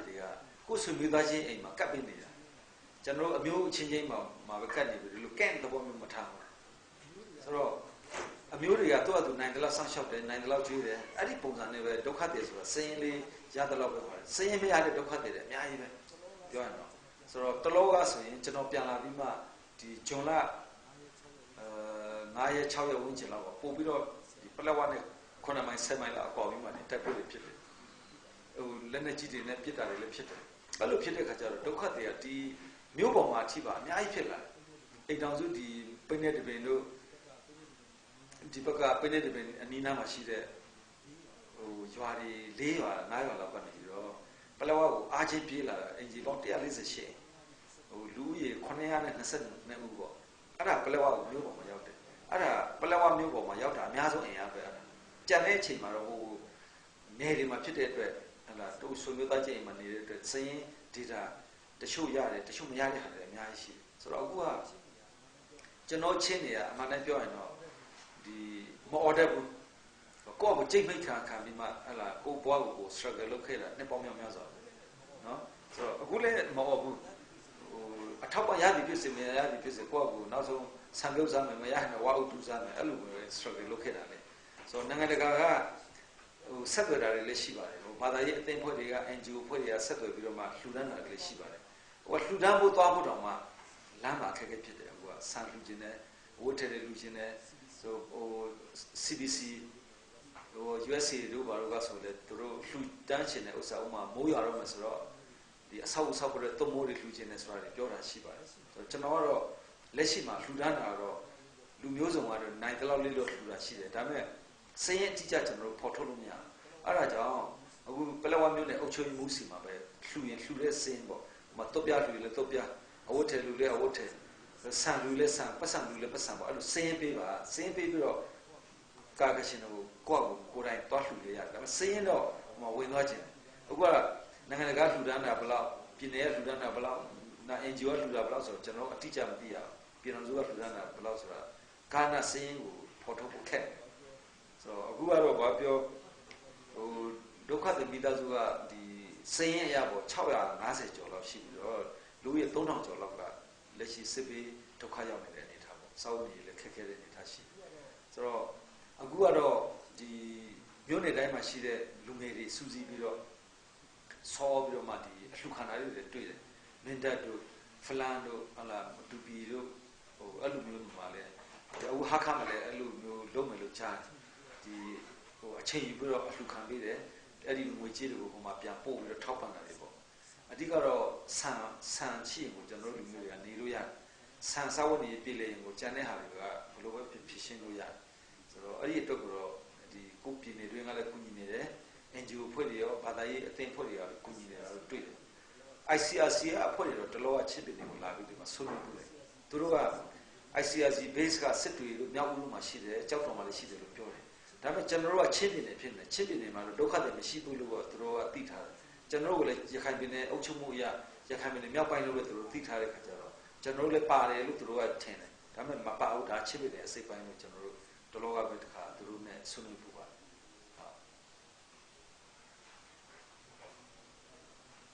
ဒီကျွန်တော်ကအခါပိုစကဘောနော်ဟိုကျွန်တော်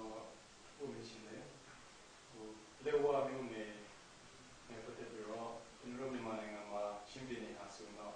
ဟိုဒီမိုအနည်းဆုံးဘောနော်အဲ့ဒီဟာတော့မှဟိုအချုပ်ကပြောရဘောနော်ဟိုလေဝါမျိုးနဲ့ဆိုရင်ဟိုအစင်းရဆုံးဒီမိုဟိုအနည်းဆုံး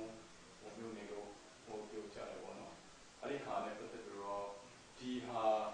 ဒီစင်ကောမှုဘောနော်ပညာရေးပဲဖြစ်ကျန်းမာရေးပဲဖြစ်ဟိုလူမျိုးမှုရှင်းပြဘောနော်ဒီဟာဒီပြဿနာကိုဟိုချင်းပြည်ရဲ့အစိုးရကရောပြီးတော့ဟိုပြည်ထောင်စုအစိုးရကပါဘောနော်ဟိုဘယ်လိုပုံစံနဲ့ဟို PC ပဲဆက်ချင်းနေဘောနော်သူတို့ပြည်ဝန်ကြီးကိုတိုင်ဟိုအနေနဲ့ဒီဟာဒီစင်ကောမှုပြဿနာကိုဘယ်လိုပုံစံနဲ့ဟို PC ပဲဆက်ချင်းကျွန်တော်တို့က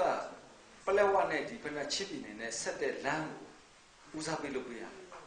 ဦးစားပေးလုပ်ပေးမှာလွတ်လပ်မရခင်ကလေးကကျွန်တော်တို့ကလမ်းမဆက်သွယ်ရေးရခိုင်နဲ့အလွယ်ဆုံးဖြစ်နေတယ်ဒါပေမဲ့ကျွန်တော်တို့ကချင်းနေဖြစ်တဲ့အတွက်ချစ်ပြည်နယ်တဲ့ကိုကျွန်တော်ပေါင်းခဲ့တယ်ချင်းဝိဒေသတိုင်းကိုပေါင်းခဲ့တယ်ဆိုတော့လွတ်လပ်ရေးရပြီးတဲ့အချိန်မှာဟလာကျွန်တော်မိဘတွေလက်ထက်မှာဒီ1958မှာပလက်ဝမတူပီလမ်းကိုဖောက်ခဲ့တယ်1958မှာဖောက်ခဲ့အခုကျွန်တော်တို့လမ်းဖောက်နေတဲ့ဒီပလက်ဝတရားဆောက်တာကအရင်တော့1958ကရွေးခဲ့တဲ့လမ်းတိုင်းပဲဖောက်ထားတာ1958ကတည်းကဖောက်ပြီးတော့1960နဲ့ဒီအာဏာသိမ်းလိုက်တဲ့အချိန်မှာကျွန်တော်ဒီလမ်းစီမံပြီးပြက်ပြီးတော့ဆက်မလုပ်နိုင်တော့အဲ့ဒီနောက်ပိုင်းကိုလည်းဘယ်သူမှဒီလမ်းကိုလုပ်ပေးဖို့လည်းအစီအစဉ်လည်းမရှိခဲ့ဘူးเนาะနောက်ပြီးတော့ပြောရရင်တော့အဲ့လမ်းကမတူပီနဲ့ဒီဘက်ကဟာခါဖလန်ဘက်ကမပေါက်တဲ့ခါကျတော့ကျွန်တော်တို့ကနှစ်ပေါင်းအခုလွတ်လပ်ရနှစ်ပေါင်း80တိပလက်ဝကြောက်တော်စစ်တွေရန်ကုန်မန္တလေးကလေးဟာခါအဲ့တိုင်းလာနေရတယ်ခရိုင်မျိုးဖြစ်တဲ့မင်းတပ်ကိုသွားရှင်လဲအဲ့လိုပဲပလက်ဝကြောက်တော်စစ်တွေရန်ကုန်နောက်ပြီးတော့ဒီဟလာမိထီလာဟိုပေါ့မင်းတပ်အဲ့လိုလာပြန်တော့လဲအဲ့လမ်းကြောင်းတိုင်းပဲမင်းတပ်ကနေပြီးတော့ရန်ကုန်ပတ်ပြီးပြန်ရတယ်ဟာခါလာလို့လဲရန်ကုန်ဘက်ကပတ်ပြန်ရတယ်နှစ်ပေါက်80လုံးဒီလောက်ဒုက္ခကြီးတယ်အဲ့ဒါကြောင့်ဒီလမ်းကကျွန်တော်တို့ဟာခါနေပြီးတော့မတူပီကနေဒီပလက်ဝလမ်းကဦးစားပေးကိုလုပ်ပေးရဦးစားပေးမလုပ်လို့ရှိရင်ဘာဖြစ်လဲဆိုတော့အခုချိန်မှာကျွန်တော်ပလက်ဝကထွက်ပေါက်တွေပိတ်နေတယ်ဆက်ကြောက်တော်ပဲသွားလဲအန်ဒရရှိတယ်ဟလာကြောက်တော်ပဲကားလမ်းနဲ့ဒုက္ခအန်ဒရရှိတယ်ရေလမ်းနဲ့အန်ဒရရှိတယ်လို့လည်းသွားလို့မရဘူးနောက်တောင်ရှိတဲ့ဝန်ထမ်းတွေလည်းသွားဖို့လာဖို့အခက်အခဲရှိတယ်တောင်ရှိတဲ့အစိုးရအဖွဲ့လည်းသွားဖို့အခက်အခဲရှိတယ်ဆိုတော့ကျွန်တော်တို့ပြည်တွင်းဒီချင်းပြည်နယ်အတွင်းသွားတဲ့လမ်းကိုဦးစားပေးကိုလုပ်ပေးရဆိုတော့အခုတော့မှမတူပီနဲ့ပလက်ဝက135မှန်ရှိတယ်အဲ့ဒါမှကျွန်တော်တို့ကဟိုကြောက်ခင်းလမ်းမြေသားလမ်းကတော့ပြီးသွားပြီပေါ့2နှစ်3နှစ်4နှစ်လောက်ကလေးကကျွန်တော်တို့ဟိုမှာမြေသားလမ်းကတော့ပြီးသွားတယ်မိုးရွေးချသွားလို့မရဘူးလူရည်ကြတော့လေလမ်းပြန်ဟိုတူပြီးမှလမ်းပြန်ချက်ပြီးမှသွားလို့ရမြေစားဖြိုးဖယ်ပြီးမှသွားလို့ရအဲ့ဒီလမ်းကိုကြောက်ခင်းလမ်းဖြစ်အောင်ရင်လုံးကြောက်ခင်းလမ်းပြီးတော့ကျွန်တော်ကတ္တရာလမ်းလို့ပါတော့အဆင့်မြင့်အောင်ပေါ့ဆိုတော့အခုဆိုရင်မိုင်80ကျော်လောက်ကျန်နေတယ်မိုင်80 80လောက်ကမြေသားလမ်းဖြစ်နေတဲ့အတွက်ကျွန်တော်တို့ကမိုးရင်းဆိုဘယ်လိုမှသွားလို့မရအခုလာမယ့်19-20ဘတ်ဂျက်မှာကျွန်တော်တို့အစိုးရဖွဲ့ကိုကျွန်တော်တင်ပြတယ်ပလက်ဝကဒီလောက်စစ်ဘေးဖြစ်နေတဲ့ဥစ္စာဒီလမ်းကိုဦးစားမပေးလို့မဖြစ်ဘူးအဲ့ဒါကြောင့်ကျွန်တော်တို့ဒီလမ်းအတွက်ကိုဘတ်ဂျက်ပို့ထည့်ပေးပါဆိုတဲ့အတွက်ဒီနှစ်19-20ဘတ်ဂျက်မှာတော့ဘတ်ဂျက်ဟို3 billion 4 billion လောက်ထည့်ပြီးတော့ကြောက်ခင်းလမ်းမိုင်40လောက်ကျွန်တော်တို့ဒီ19-20ဘတ်ဂျက်မှာပါတယ်အဲ့ဒါပြီးတော့ 27ဘတ်ဂျက်မှာနောက်ထပ်မိုင်30ကျော်လောက်ထည့်ရင်တော့ပလက်ဝအထိတော့ကြောက်ခင်းလန်းနဲ့နွေမိုးဆောင်သွားလို့ရပါဘူးဆိုတော့နှစ်ပေါက်80လုံးကျွန်တော်တို့ဒီလမ်းကြီးကပိတ်ပြီးတော့သွားလို့မရဘူးဖြစ်ခဲ့တယ်တကယ်တော့1958ကလေးကဖောက်တဲ့လမ်းဖြစ်ပါတယ်ပလက်ဝနဲ့မတူဘူးလမ်းဆိုတော့အဲ့ဒီဟာကိုဦးစားမပေးတဲ့ဟာကိုကျွန်တော်တို့လည်းစဉ်းစားလို့မရဘူးနော်ဆိုတော့ဒီဘက်ကပလက်ဝမြို့နယ်ကခြုံထွက်နေတယ်ရှစ်ပင်တွေကမြို့နယ်9ခုမှာဒီဘက်က10မြို့နယ်ကလွယ်လွယ်ကူနဲ့နွေမိုးဆောင်သွားလို့ရတယ်ကျွန်တော်ပလက်ဝကသွားလို့မရဘူးဖြစ်ဆိုတော့ကျွန်တော်တို့အဲ့ဒါကြောင့်တီးခြားကြီးခြုံထွက်နေတဲ့ဟာဖြစ်တဲ့အတွက်ဒီလမ်းကိုဦးစားပေးပြီးတော့လုပ်ပေးစီခြင်းနဲ့လမ်းမဆက်သွယ်ရေးပဲဖြစ်ဖြစ်အခြားကိစ္စတွေပညာရေးကျန်းမာရေးမှာဖြစ်ဖြစ်ဦးစားပေးနေတဲ့ပေးစီခြင်းဦးစားပေးဖြစ်တယ်ဆိုတာအလကားပြောနေတာမဟုတ်ဘူးတိုင်းပြည်နဲ့14ခုမှာချစ်ပြည်နယ်ကဟလာဖွံ့ဖြိုးမှုအနည်းဆုံးချစ်ပြည်နယ်မှာပလက်ဝကဖွံ့ဖြိုးမှုအနည်းဆုံးဖြစ်နေတဲ့ဟာကိုဦးစားမပေးလို့ကတော့မရဘူးအဲ့လိုလေးပြောချင်တာကျွန်တော်ဒီမဖွံ့ဖြိုးတဲ့ကိစ္စကလေးဒါအစိုးရရန်တရားနဲ့ဆိုင်နေတယ်လို့ယူဆရပါတော့ဒီပလက်ဝကကျွန်တော်အထင်ပေါ့အစိုးရနဲ့ခရိုင်ရပြည့်နေလို့တွေးထားမိတာခုထိအမရသေးဘူးဖြစ်နေတယ်အဲ့ဒါလေးကဘာကြောင့်များခရိုင်ကိုပေးတယ်လေးပေါ့နော်အဲ့ဒါလေးပြီးခုအခြားပြီးတော့ဖြစ်နေဆက်ဆက်ဖြစ်ဖြစ်စီစဉ်တာတော့အိန္ဒိယနေဆက်ဖြစ်နေတဲ့အတွက်ခုကရလာ project ရေအခုကျွန်တော်ရဲ့ဖွံ့ဖြိုးရေးအများကြီးဝင်လာနိုင်တဲ့လားရှိတာပေါ့နော်အဲ့ဒါဒီကြောင့်ဒီခုစစ်ပွဲကြီးဖြစ်နေတယ်ပြီးရောအဲ့ဒီဖွံ့ဖြိုးရေးဒီလာနေရောဒေတာခံဖက်ကနေဖြစ်စီတဲ့ဟိုတွန်းထွက်ပစ္စည်းရောတွန်းထွက်ဒီနိုင်ကနေရရှိထားတဲ့ဥစ္စာပေါ့နော်အဲ့ဒါလေးတွေရောဘယ်လောက်ပြင်ဆင်မှုဒီအဲ့ဒီပဒေမျိုးဒဝမျိုးတွေတွေ့ခါရှိနေလေပေါ့နော်ဒီတလောက်ရှင်းလို့ဖြစ်ပြโอเคဟိုပလက်ဝကဖွံ့ဖြိုးမှုဒီလောက်နည်းပါတယ်ဆိုတာကျွန်တော်တို့ကချင်းပြည်နယ်အစိုးရအဖွဲ့အရင်အဆက်ပေါ့လေဟိုလွတ်လပ်ရပြီးကြရဖွဲ့စည်းတဲ့အစိုးရအဖွဲ့ရဲ့ဟိုပတ်မှုနည်းခဲ့ဆိုတော့ပြောရင်တော့1958မှာတော့ပလက်ဝမူတူပီလန်ဖောက်နိုင်ခဲ့တယ်လေဆိုတော့62ခုအာနဲ့သိန်းနဲ့နောက်ပိုင်းမှာကြာရင်ပလက်ဝကဒီပြည်နယ်အဆင့်မှာတရားမှမရှိပါဘူးပလက်ဝဒေသခံကနေပြည်နယ်ကိုတင်ပြခွင့်လည်းမရဘူးပြောခွင့်လည်းမရဘူးဒီပြည်နယ်အစစ်တောင်ရှိတဲ့လူကြီးတွေတရားမှပလက်ဝကိုမရောက်နိုင်တစ်နှစ်တစ်ခေါက်တော့မရောက်ဘူးပြစ်ထားတယ်လို့ဖြစ်သွားတယ်အမှန်တိုင်းပြောရရင်ဆိုတော့အဲ့ဒီဟာကနှစ်ပေါင်းများစွာလေ62ခုနှစ်ကနေအခုဒီဘက်ဆိုရင်နှစ်ပေါင်း60ကျော်သွားပြီဒီတိုင်းပဲဖြစ်တာဆိုတော့အခုတက်ကြမှာကျွန်တော်တို့ကအခုဒီမှာဝန်ကြီးအဖွဲ့ထဲရောက်တယ်အစိုးရအဖွဲ့ထဲရောက်တယ်ကျွန်တော်တို့အခုပြောလို့ရလို့ကျွန်တော်အခုပြောနေတာတင်ပြခွင့်ရတဲ့အချိန်မှာကျတော့အခုလမ်းဆိုလဲကြောက်ခင်းလမ်းမိုင်40ထည့်ပြီးတယ်အရင်တော့တင်ပြမဲ့လူမရှိဘူးလေကျွန်တော်ဒေသဘက်ကဆိုတော့ဒီဘက်ကလူတွေလည်းဟိုဘက်ကိုသွားဖို့ကိုအခြေအနေကမပြီးခဲ့ဘူးနော်အဲ့ဒါကြောင့်ကျွန်တော်တို့ကပြောရတော့တင်ပြမှပေးရမယ့်အမျိုးတော့မဟုတ်ဘူးမျိုးနဲ့9ခုရှိရင်မျိုးနဲ့9ခုကိုဖဲပြအောင်စဉ်းစားပေးရမယ်အစိုးရဆိုတာအဲ့လိုအစိုးရကဖဲပြအောင်စဉ်းစားပေးခဲ့ဘူးလို့ပြောချင်တယ်ဘာလို့ဆိုတော့နှစ်ပေါင်းများစွာပြစ်ထားတယ်လို့ဖြစ်တယ်အဲ့ဒါကျွန်တော်တို့ကကြတော့ရခိုင်ကလည်းမကူညီဘူးလေရခိုင်ပြည်နယ်မှာမဟုတ်တာကျွန်တော်တို့ကအရင်တော့ကတော့ရခိုင်တိုင်းပေါ့အရင်တော့ကချင်းဝတ်တယ်တိုင်းပေါ့ရခိုင်တိုင်းကလည်းဘယ်ကူညီမလဲသူတို့ဒေတာကအုပ်ချုပ်မှုမှာမဟုတ်ကျွန်တော်တို့ရဲ့အုပ်ချုပ်မှုဒါပေမဲ့လမ်းမဆက်တွေအခြေအနေရတာ admin ရသူကကုတ်ခဲ့ပြီးတော့လုပ်ပေးတာလေဆိုတော့အဲ့ဒါကြောင့်ရခိုင်တွေကလည်းချင်းပြည်နယ်ဟိုပါပလက်ဝရခိုင်တိုင်းအောက်မှာရခိုင်ပြည်နယ်အောက်မှာလို့ထင်နေကြတာအဲ့ဒါကြောင့်လေသူတို့ကအခုအဲ့ဒီပလက်ဝကိုရခိုင်တွေကိုထည့်ဖို့စဉ်းစားတာတော်တော့ကျွန်တော်တို့ကခုနပြောသလိုလေလွတ်လပ်ရေးမရခင်1886ခုနှစ်ကခရိုင်ဖြစ်နေပြီပလက်ဝဟို Northern Arakan District Northern Arakan Heat Track အဲ့လိုမျိုးနဲ့ခရိုင်ဖြစ်ပြီးသားအင်္ဂလိပ်လွတ်လပ်ရေးမရခင်တွေကလွတ်လပ်ရေးရပြီးတဲ့အထိလည်းခရိုင်ပဲကျွန်တော်တို့ငယ်ငယ်တုန်းက၄တန်းမှာကျွန်တော်ပထဝီစာမွေးဖြစ်ရတယ်ဟိုပတ်ဝန်းကျင်စာမွေးပလက်ဝမြို့နယ်ပလက်ဝခရိုင်မှာပလက်ဝမြို့နယ်ခရိုင်ပလက်ဝခရိုင်မှာမြို့နယ်ကွယ်၅ခုရှိတယ်ဘာလို့ဆိုပလက်ဝမြို့နယ်ကွယ်ဒလဲမဲ့မြို့နယ်ကွယ်ရှင်းလဝမြို့နယ်ကွယ်စမီမြို့နယ်ကွယ်ဂါရပြည်မြို့နယ်ကွယ်ဆိုစာမွေးဘက်ကိုဖြည့်ခဲ့ရတယ်ကျွန်တော်ငယ်တုန်းကမြို့နယ်ကွယ်၅ခုနဲ့ဖွဲ့ထားတာခရိုင်အဆင့်ပေးထားတာနေပါဝန်ထောက်ခရိုင်တောင်ကနေပါဝန်ထောက်ရှိတယ်သူ့အောက်မှာမြို့ပိုင်9ယောက်ရှိတယ်ကျွန်တော်ငယ်တုန်းကလည်းအဲ့လိုဖွဲ့စည်းခဲ့တာ1984ဖွဲ့စည်းပုံနဲ့983ကျမှအဲ့ဒီခရိုင်အဆင့်ဖြစ်ပြီးသားဟာကိုမြို့နယ်အဆင့်ကိုရှော့ချပလိုက်ဆိုတော့အင်္ဂလိပ်လက်ထက်မှာလွတ်လပ်မရခင်လည်းခရိုင်ဖြစ်ပြီးသားလွတ်လပ်ရပြီးတဲ့အချိန်မှာလည်းခရိုင်အဆင့်နဲ့ရှိနေပြီးသားရှော့ချပြစ်တာ 쇼샤에서 저나구나 뼈를 뼈보이 그 소바이 그 땡뼈가 그 땡맘시 불러봐 그냥 신장고 저는 나빠이만 ပြန် ပြောနေရတာအခုဆိုရင်ဟလာဟိုကျွန်တော်အဖေကဒီ1948ဖွဲ့စည်းပုံအခြေခံဥပဒေဆွဲတဲ့ချိန်မှာလဲကျွန်တော်အဖေတို့ကပါဝင်ခဲ့တယ်1984ဖွဲ့စည်းပုံအခြေခံဥပဒေရေးဆွဲတဲ့ချိန်မှာလဲပါတယ်1968ဒီ33ကော်မတီမှာလဲကျွန်တော်အဖေတို့ကပါတယ်အဲအကြောင်းဟိုသတိပတ်ရှိပွဲတို့နိုင်ငံကိုပထမဆင်လို့လဲနိုင်ငံတော်ကချင်းမြင်တာပေါ့နောက်ပြီးတော့ဟိုဒီအခု2008ဖွဲ့စည်းပုံဆွဲမဲ့ဒီ63ခုနှစ်မှာညီလာခံလုပ်တဲ့ချိန်မှာကျွန်တော်အဖေကတိုင်းသားကိုလည်းနဲ့ပါတယ်ဆိုတော့ generation တောက်လျှောက်ဟိုတမိုင်းကြောင်းအရာကျွန်တော်အဖေကပါခဲ့တယ်ဆိုတော့ကျွန်တော်အဖေကိုယ်တိုင်ချင်းပြည်ဘက်ကနေပြီးတော့ကျွန်တော်ဘက်ကိုလက်မမီဘူးအုပ်ချုပ်မှုစနစ်အရာလည်းအခက်အခဲဖြစ်တဲ့အတွက်ကျွန်တော်တို့ကချင်းပြည်ဖြစ်တဲ့အတွက်ချင်းနဲ့တော့ပေါင်းနေတယ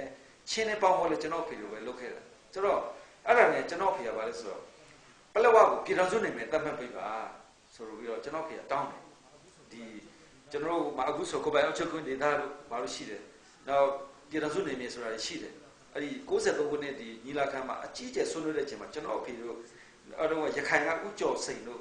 နှစ်ယောက်ကိုယ်လေတဲ့ဘယ်လိုဆွေးနွေးတယ်ကျွန်တော်တို့ကိုပိုင်အချုပ်ခွင့်မဟုတ်ဘူးပြည်တော်စုနေမယ်တတ်မှတ်ပေးဘာကြောင့်တောင်းတာလဲဆိုတော့ခွက်ထွက်ဖို့မဟုတ်တိုးတက်ရှင်လို့မတိုးတက်ဘူးပြစ်ထားတာခံလို့ကျွန်တော်အဲ့ဒီကျွန်တော်တို့ပြည်တော်စုနေမယ်တတ်မှတ်ရင်နိုင်ငံတော်သမ္မတက direct အုပ်ချုပ်တဲ့ပြည်တော်စုနေမယ်ဖြစ်ရင်တိုးတက်မယ်ပညာရေးကျန်းမာရေးလူမှုရေးအကုန်ကောင်းမယ်ဆိုတဲ့အနေနဲ့ကျွန်တော်တို့တောင်းခဲ့တယ်93ခုနှစ်ညီလာခံတောက်ချောင်းမှာဒီဖွဲ့စည်းပုံခြေကောင်းတဲ့2008ဆွဲတဲ့ထက်မှာကျွန်တော်ဖေတို့ကဒီတိုင်းသားကောင်းဆောင်အနေနဲ့ပါပြီးဆွေးနွေးတယ်ဒါမှမဖြစ်လာနောက်ဟိုပေါ့2013လောက်ကကျွန်တော်ပလက်ဝခရင်တောင်းလိုက်တယ်ပလက်ဝခရင်ကအရင်ကတည်းကအင်္ဂလိပ်မတိုင်ခင်လွတ်လပ်မရခင်လည်းပြည်တော်ခရင်ဖြစ်ပြီးသားလွတ်လပ်ရပြီးမှလည်းခရင်ဆင်းနေနေတဲ့ဥစ္စာကိုခရင်ပြန်တောင်းတယ်ကျွန်တော်တို့ဥပိုက်လင်းဆိုတာပြည်သူ့လွှတ်တော်ကိုလည်းတောင်းတယ်အဲ့ဒီအချိန်မှာဒါကပြည်နယ်ရဲ့သဘောထားနဲ့ပြန်တင်ပါဆိုတော့ပြည်နယ်ကိုတင်တဲ့ခါကျတော့ပြည်နယ်အစိုးရဖွဲ့ကဗိုလ်ချုပ်ဟောင်းမိုင်းတို့ကမတူပီကိုပေးလိုက်တယ်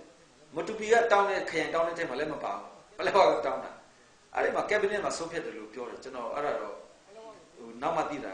ပလက်ဝကိုပေးမလားမတူပီကိုပေးမလားဆုံးဖြတ်တယ်မဲခွဲဆုံးဖြတ်လိုက်တယ်ကက်ဘိနက်ပလက်ဝကတရားမမရဘူးလေအစိုးရဖွဲ့ဝင်တွေကမတရားပြနဲ့ဒီဆုံးဖြတ်မှာကပလက်ဝကိုပေးမလားမပေးဘူးလားဒါပဲဆုံးဖြတ်မဲခွဲဆုံးဖြတ်တော့မှာဒါပေမဲ့ပလက်ဝပေးမလားမတူပီပေးမလားဆိုတဲ့ခါကျတော့နေလုံဝင်ကြီးကအစပလက်ဝမရောက်ဘူးကြံတဲ့လူတွေကအစပလက်ဝမရောက်ဘူးတဲ့လူတွေကမတူပီတော့လူတိုင်းရောက်တယ်လေမတူပီကိုပဲမဲထည့်လိုက်တော့ပလက်ဝက2မဲလာပဲရအစိုးဒီဝင်ကြီးဦးကျော်ကြီးရှိတယ်သူရဲ့ဒေါက်တာဘာမောင်နှစ်ယောက်ကပဲပလက်ဝကိ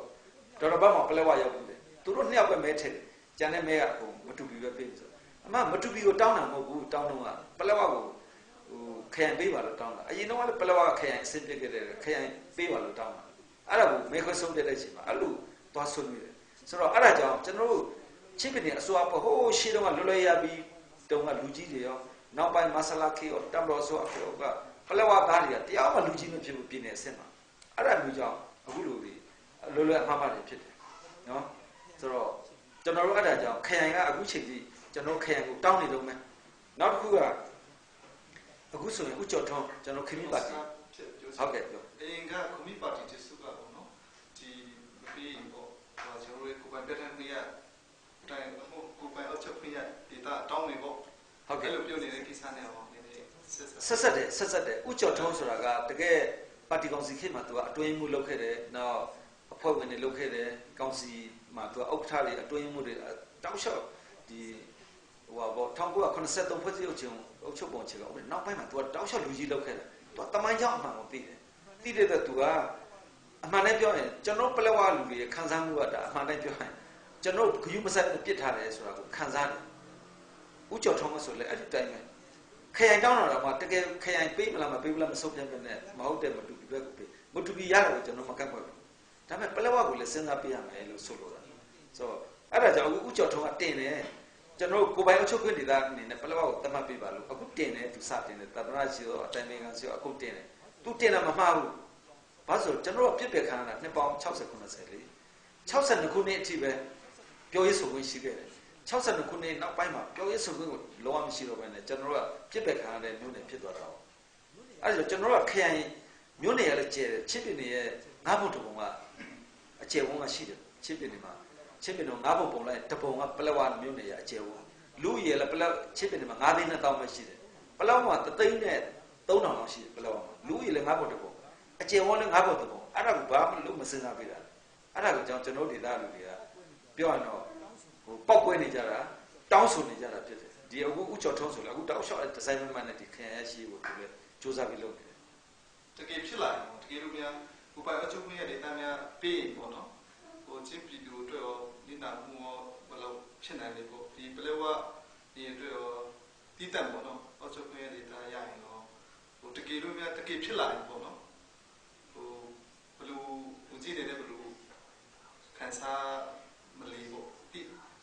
းဘယ်လိုဖြစ်စေချင်လဲပေါ့နော်ကျွန်တော်တို့ကပြောရရင်တော့အခုနကျွန်တော်ဖေလက်ထက်မှာလေပြည်တော်စုနေမြေတောင်းခဲ့တယ်အခုကျော်ထုံးလို့လဲဒီကိုပိုင်ချုပ်ခွင့်ဒေသဆိုတောင်းခဲ့တယ်ကျွန်တော်အနေနဲ့အဲ့လိုမျိုးမလို့ရှင်ခရိုင်ရတော့ခရိုင်အစ်စ်နဲ့လုံလို့ရတဲ့ဟာတွေအများကြီးရှိတယ်ဟိုခရိုင်ကနှစ်ပေါင်း60 90လောက်ကျွန်တော်မင်းတက်သွားနေရတယ်အင်တာမတ်ဒုက္ခရောက်တယ်နော်အဓိကကျွန်တော်တို့ခရိုင်ပေးရင်ကျွန်တော်တို့ဘာမှခွဲထွက်စရာလည်းမလိုဘူးကိုပိုင်ချုပ်ခွင့်လည်းကျွန်တော်တို့တောင်းနေစရာလည်းမလိုဘူးပြည်တော်စုနေမြေလည်းတောင်းနေစရာလည်းမလိုဘူးအဓိကပြည်တော်စုနေမြေတောင်းတဲ့အကြောင်းရင်းကကျွန်တော် view site ကမခံရတဲ့တိုးတက်ရှင်လို့တောင်းတယ်အခုပြည်တော်စုကိုပိုင်ချုပ်ခွင့်တောင်းနေဆိုတာလေတိုးတက်ရှင်လို့တောင်းနေတယ်ကိုဟာနဲ့ကိုလုံးရင်အပေါ်မှာ view မဆိုင်ရင်ကိုဟာကိုတိဆောက်နေလို့စဉ်းစားတယ်ဟုတ်လားဆိုခရိုင်လာရမယ်ဆိုကျွန်တော်တို့ဒီဟာတွေကအလိုလိုသူ့အတူတောင်းဆိုမှာမဟုတ်ဘူးအိန္ဒိယနဲ့ဆိုတော့အိန္ဒိယနဲ့ကလည်းအခုကျွန်တော်ဇွန်ပူလန်ဖောက်နေလေဇွန်ပူလန်မှာလည်းအခုအေကတမ်တော်နဲ့အဲ့ဒီမှာစစ်ပွဲတွေဖြစ်ဒီစေးလှုပ်ရှားမှုတွေရှိတဲ့ခါကျတော့အဲ့ဒီလမ်းကလည်းအခုဟိုပြောရရင်ရှစ်တိုးဖို့တော်တော်ခက်တယ်သူကလည်း2020မှာဇွန်ပူလန်ဖွင့်ပြီးတော့မှကျွန်တော်တို့မြေကွာမှာချက်ပို့လုပ်ပြီးတော့မှနေဆက်ဂိတ်လုပ်ပြီးတော့မှတို့မူဆယ်လို့ညဝီလိုမျိုးတကယ်ကိုကွန်သွေးတဲ့ဟိုပါပေါ့စီပွားရေးဟိုနေရာဖြစ်မှာပေါ့နော်ဆိုတော့အဲ့လိုလုပ်ဖို့အတွက်ကပလက်ဝတစ်ခုတည်းမဟုတ်ဘူးအဲ့ဒါချစ်တဲ့တပြေလုံးဒီမတူပီနဲ့ပလက်ဝလမ်းသာပွင့်သွားမယ်ဆိုရင်ချင်းပြည်တပြေလုံးရဲ့ကုန်တွေကကျွန်တော်တို့ကဟာလာဟိုဘက်အိန္ဒိယလည်းရောင်းလို့ရတယ်အိန္ဒိယဘက်ကုန်တယ်ဒီဘက်ကိုပို့လို့ရတယ်အဲ့ဒီအပြင်ကျွန်တော်တို့ကအဲ့ဒီပလက်ဝစမီကမ်ပလက်လမ်းဒီလိုဖြတ်လမ်းပါနော်အဲ့ဒါကိုလည်းအခုတူလုံးနေတာ3နှစ်ရှိပြီ3နှစ်မှာဒီနှစ်မှာတော့ကြည်လက်လမ်းကိုဦးစားပေးတဲ့အတွက်ကျွန်တော်တို့ဟိုဘတ်ဂျက်ခဏရက်ထားတယ်အဲ့ဒီလမ်းကိုမဖောက်ဘူးအဲ့ဒါလဲဟိုကပေါ့ကုန်စီအိန္ဒိယနဲ့ဗမာပြည်နဲ့မြန်မာပြည်တဲ့ကိုဓာတ်ဝင်နေလားကျွန်တော်မတူပီနဲ့ sorry ကမ်ပလက်နဲ့မင်းတပ်ကိုပောက်ပြီဆိုရင်ကျွန်တော်တို့ဒီမှာဆောတို့ပခုတ်ကူတို့ဘက်ကဓာတ်ပေါက်သွားတယ်နော်မင်းတပ်ဘက်ကပေါက်တယ်ဆိုလဲကျွန်တော်ကြောက်ထူကနေပြီးတော့ဒီဘက်ကိုဟလာဒီဘက်ကမုံရွာနဲ့ဟလာစကိုင်းဘက်ကိုဓာတ်ပေါက်လို့ရတယ်ဆိုမြန်မာပြည်ကကုန်တွေကိုလည်းအိန္ဒိယဘက်ကိုရောက်မယ်အိန္ဒိယဘက်ကကုန်တွေကိုလည်းဒီဘက်ကိုတွင်းလို့ရမှာဆိုတဲ့အယူဆမယ်နောက်ပြီးတော့ဒီပလက်ဝရင်းနဲ့စိတ်ကနေပြီးတော့တင်မောနဲ့ဟလာကျွန်တော်အရှိတောင်အရှာလို့သွားလို့ရမယ်အိန္ဒိယလို့ပို့လို့ရမယ်ဆိုတော့ကျွန်တော်ချစ်ပြီးထွက်ကုန်အားလုံးကပလက်ဝရင်းနဲ့စိတ်ကနေပြီးတော့ဟိုကဘာကိုဖြန့်လို့ရနိုင်တာပေါ့နော်အဲ့လိုမျိုးဖြစ်တဲ့အတွက်အဲ့ဒီစီမံကိန်းအဟန့်တာဖြစ်တာကိုကျွန်တော်တို့ဒေသခံနေနဲ့တော့မလိုလားဘူးအဲ့ဒီဟာကိုလည်းကျွန်တော်တို့နိုင်ငံတော်အပိုင်းကလုံခြုံရေးတွေလည်းလုပ်ပေးစီခြင်းနဲ့နိုင်ငံတော်အပိုင်းကနေပြီးတော့ဟိုထိရောက်တဲ့လုံခြုံရေးလုပ်ပြီးတော့မှဒီလမ်းကိုလည်းသူ့သတ်မှတ်တဲ့အတိုင်းဟိုဖွင့်စေခြင်းနဲ့ဒီဟာကဟိုပလက်ဝနဲ့အိန္ဒိယဒီဇွန်ပူလန်ဖောက်ဖို့လွန်ခဲ့တဲ့10နှစ်ကျော်တည်းက plan လုပ်ထားတာဖြစ်တယ်ဆိုတော့အခုအတိုင်ပင်ခံဒေါအောင်ဆန်းစုကြည်အိန္ဒိယသွားတဲ့အချိန်မှာဒီဝန်ကြီးချုပ်မိုဒီတို့နဲ့ဆွေးနွေးပြီးတော့မှဒီစီမံကိန်းကိုချက်ချင်းလုပ်ပြီးတော့မှသူတို့လည်း budget တွေချက်ချင်းထည့်ပေးလိုက်တာကိုအလုပ်ဆက်လုပ်လို့မရဘဲနဲ့ပန်နေဖြစ်နေတဲ့ခါကျတော့ဒါကျွန်တော်တို့ပလက်ဝအတွက်တာမဟုတ်ဘူးဒါချင်းပြည်တစ်ပြည်လုံးအတွက်ဒါပြောရရင်စီးပွားရေးလမ်းကြောင်းကိုအဟန့်အတားဖြစ်စေတယ်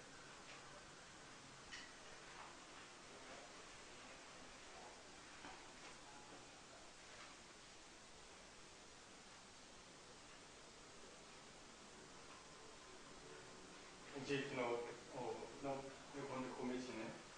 ဟိုဝေါနဲ့ပတ်သက်တဲ့ကျွန်တော်မရှင်နဲ့အစီအစဉ်ပေါ့နော်ဟုတ်ကဲ့ကွန်ကြီးတော့ခဏနဲ့တည်းရုံဆိုင်တယ်ကျွန်တော်လည်းဆိုင်ဟုတ်ကဲ့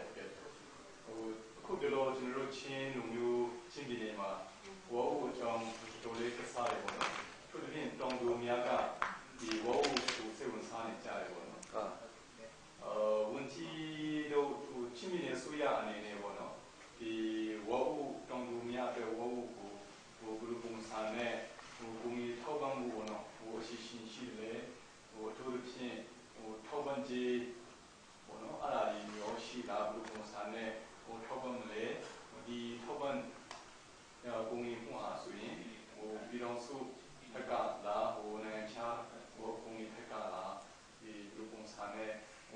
ဆောင်မှုရှိတယ်ပေါ့နော်ဒီဟာဒီလိုမှကြည့်ပေးဖို့ဒီမြင်ချင်းပါတယ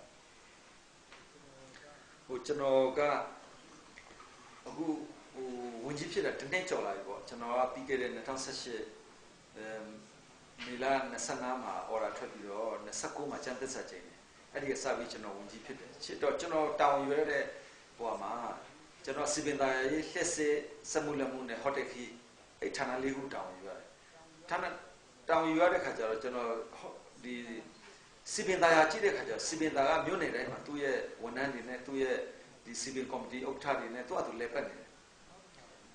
်နောက်တစ်ခါဒီလက်စစ်ဆိုလဲအဲ့လိုပဲဒီနိုင်ငံတော်ကချပေးတဲ့ဘတ်ဂျက်ပေါ်မှာဒီမှာပြည်တော်စုကလုပ်တာရှိတယ်ပြည်နယ်ကလုပ်တာတွေရှိတယ်ဆိုတော့စက်မှုလက်မှုကြတော့ဘာမှ function မဖြစ်ဘူးဆိုတော့စက်မှုလက်မှုလို့ပြောတယ်စက်မှုလက်မှုရဲ့ဝန်ကြီးလေးဖြစ်တဲ့ခါကျတော့ဒီစက်မှုလုပ်ငန်းနဲ့ပတ်သက်ပြီးဘာတွေလုပ်နေလဲဆိုတော့ခါကျတော့ဘာမှလည်း function မဖြစ်ဘူးဆိုစက်မှုလက်မှုအတွက်ကိုဟိုပေါ့ SME member ကလုပ်ထားတာ1200 1300လောက်ရှိတယ်ဟိုတပြည့်လုံးကပေါ့နော်အဲ့ဒီမှာကြည့်လိုက်တော့လေကျွန်တော်တို့ရဲ့ SME ဆိုတဲ့လုပ်ငန်းကဘာလို့ဆန်ဆက်လေးတွေဟာလာဆက်လေးတွေပေါ့နောက်ပြီးတော့ wine စက်ရုံတွေနောက်တစ်ခါ wine ချက်တဲ့လုပ်ငန်းလေးတွေနောက်ချက်ခုလုပ်တဲ့ဟာတွေနောက်ပမုတ်ချက်တာတွေနောက်ကြောက်ဖက်ဆက်ဒါပဲကျွန်တော်တို့လုပ်ငန်းတွေရအဲဒီ member ကလုပ်ထားတယ်ဆိုတော့အဲ့ဒါနဲ့ပတ်သက်ပြီးတော့လုပ်ငန်းတိုးချဲ့ဖို့အတွက်ချင်းငွေလိုချင်တယ်ချင်းငွေမရနိုင်ဘူးချင်းငွေမရတဲ့အပိုင်းမှာကျွန်တော်တို့ကဘာသွားတွေ့လဲဆိုတော့ကျွန်တော်တို့ကတစ်သက်လုံးဘိုးဘပိုင်နေနဲ့ကျွန်တော်တို့ကနေခဲ့တဲ့ခါကျတော့ကျွန်တော်မှပုံစံခေါ်လည်းမရှိဘူးခရံလည်းမရှိဘူးအိမ်ဆောက်ပြီးလည်းပုံစံ106နဲ့ရက်နေတယ်ဟိုကခရံဆက်မလို့ဘူးကျွန်တော်လူမျိုးတွေကဆိုတော့ဗန်တွေကမြန်မာစီးပွားရေးဗန်ပဲဖြစ်ဖြစ်ဒီပုဂ္ဂလိကဗန်ပဲဖြစ်ဖြစ်ကဒီငွေချီးကျင်လို့ရှိရင်သူကအိမ်ပိုင်ရပိုင်အိမ်ခရံတွေတိုက်တွေတာတွေနဲ့ကြမှာဒီခရံနဲ့ခိုင်မာတဲ့လုပ်ငန်းကြမှာသူကချီးပြတာဟုတ်ဆိုတော့ချီးကျင်တဲ့လူက300ကျော်လောက်ရှိတယ်ချီးဖို့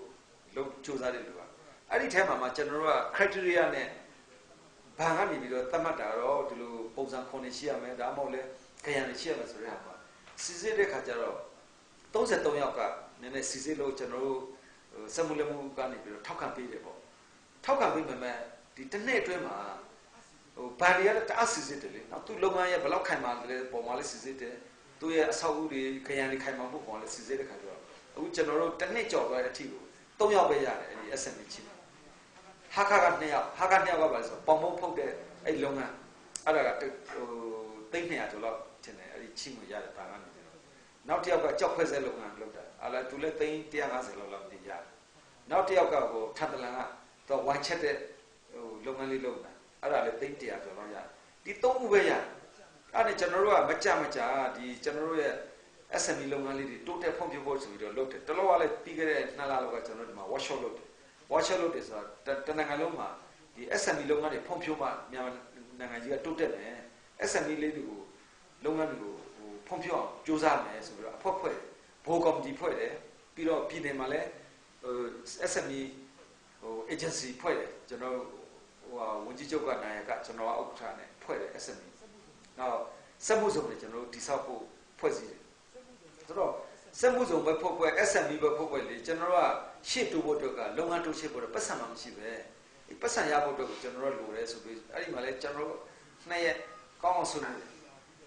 ်အဲ့ဒီရာပြီးတော့မှတခါပြီးခဲ့တဲ့လကဒီနေပြည်တော်မှာစက်မှုဝန်ကြီးဌာနမှာပဲဒီဒုသမရ1ဦးမြင့်ဆွေဦးစီးပြီးတော့ဒီ SME တွေဖွံ့ဖြိုးတိုးတက်ဖို့အတွက်ကို agency အစည်းအဝေးခေါ်တယ်ဝန်ကြီးချုပ်တွေအကုန်ပါတန်းနေတယ်ဝန်ကြီးချုပ်တွေအဲ့ဒီမှာလေဝန်ကြီးချုပ်တွေအားလုံးကလုပ်ငန်းတိုးချဲ့ခြင်းနဲ့ SME လုပ်ငန်းတွေတိုးတက်အောင်လုပ်မယ်ချင်းငွေပေးပါချင်းငွေကိုဖြေလျှော့ပေးပါလို့တင်ပြတယ်ဝန်ကြီးချုပ်အားလုံးပဲအခုက criteria နဲ့ကြံရမှဟာလာအိမ်တိုက်အိမ်ရှိမှဟိုဟာဒီလုပ်ငန်းခိုင်မာမှဆိုရင်တော့ကျွန်တော်တို့ရှေ့တိုးလို့မရတော့ဘူးအဲ့ဒါကြောင့်ဖြေလျှော့ပေးပါလို့ကျွန်တော်တို့တင်ပြတဲ့အပေါ်မူတည်ပြီးမှအခုကျွန်တော်တို့လူကြီးတွေကဟလာဒီဟာကိုတော့ချစ်တင်တွေကတိုင်းပြည်တွေအားလုံးမှာလည်းဖွံ့ဖြိုးမှုအနည်းဆုံးဖြစ်တယ် SME လုပ်ငန်းတွေမဖွံ့ဖြိုးဘူးအဲ့ဒါကြောင့်ဖွံ့ဖြိုးအောင်လုပ်သင့်တယ်ဆိုပြီးအဲ့ဒီမှာကျွန်တော်တို့ကဒီအခုစက်မှုလက်မှုဖွံ့ဖြိုးရေးဘဏ်ဥက္ကဋ္ဌဒေါက်တာဇေယျဟိုညွန့်နဲ့ကျွန်တော်တို့ကဟိုစကားပြောဖြစ်တယ်အဲ့ဒီစကားပြောဖြစ်တဲ့ပုံမှာဝန်ကြီးချုပ်နဲ့နောက်တက်ကနိုင်ငံတော်အကြီးအကဲတွေနဲ့လည်းတွေ့ပြီးတော့မှဒီချစ်ပြည်တွေကိုကူညီပေးပါ Kunyine Shinjai, Aguna criteria, Oma Kayani Bari Hopene, Ba Pama Babene, Bama Pizam, Chiruya, Kunyibeba Selection, Aranya Tologa, Yala, General to the Chipini, the Tambaya Mapan General Life, Haka, Falan, Didin, Reed, now Haka, Tandala, Tiki, Nabro, Minda, Kaplet, General Korame, SME, down to the net, to be so. Do it in the Arama Turoga, Nanga the SME Lochen, Ala Pasanchi, Golohan, two chesses. Genova, Diga, a Yenin she. Hala, a Yeni that she is, I would take a sign, not make a sign. Hala, Nabro, the Muja solution, the Teikama over Pita, the town premise, do ye low at Miozaru, Baru, a child, 10 dinner, 2 hours with 10 minutes, direct return to Lumuni, Tempala, Araja, Chimu, Yam, Lokipas, the SME Pompier Octaro, to done in the lab, a chicken, a chicken, a Tempiame, 2 in a lopen and so I should love the Apompissima Bab and a cheapness of Amakan, Arajan, the Hotaloa, down to the net to be soon. A good General. Bo SME agency shire, a good general Pine SME agency, General Mune Saint, a good average and a civil loaded. Mune Saint, the SME agency, other appointment, now Pine Mala General, Chiche Poet, CZA Poet, General the Pine Saint, or Tanasa, Chicken General, CZA Poet, Nabronoka, Cookay Poet, Nibi Matiga, Mune Dango, Loda, or CZ Poet, other Cookay Poet, the Pueblo, Senaja Lobulo. So, Pau Tranella Tani, Lily, Loss and Patama Saint, General Chipin, Palau Chipin, they bomb allowed Chipin. General Yade Momotivima, the Muneko Huloma, now General Atanazo, Toby was in Hava. Who are beyond the wow side of Yadia, Jola, Talalo Jola, no Talana Jola, Alupito, Sabida Tambu, General Chipimala. I go at this side down to where Chipins, not the name Sahara, Alupin, Aja, General who Yade Pomang, we Yade Pom, the Mune Kohuma. Now Tessaman will chip him land, I'm less signing it down to Uzabe chip him as well, which General Civil look the time in the man. I will enjoy Pialaloshin, I will Najaki Van, Pialaloshin, time in Vima, we enjoy a Soviet channel, General Piachapia Vima, down to the SME Chimia, looking out.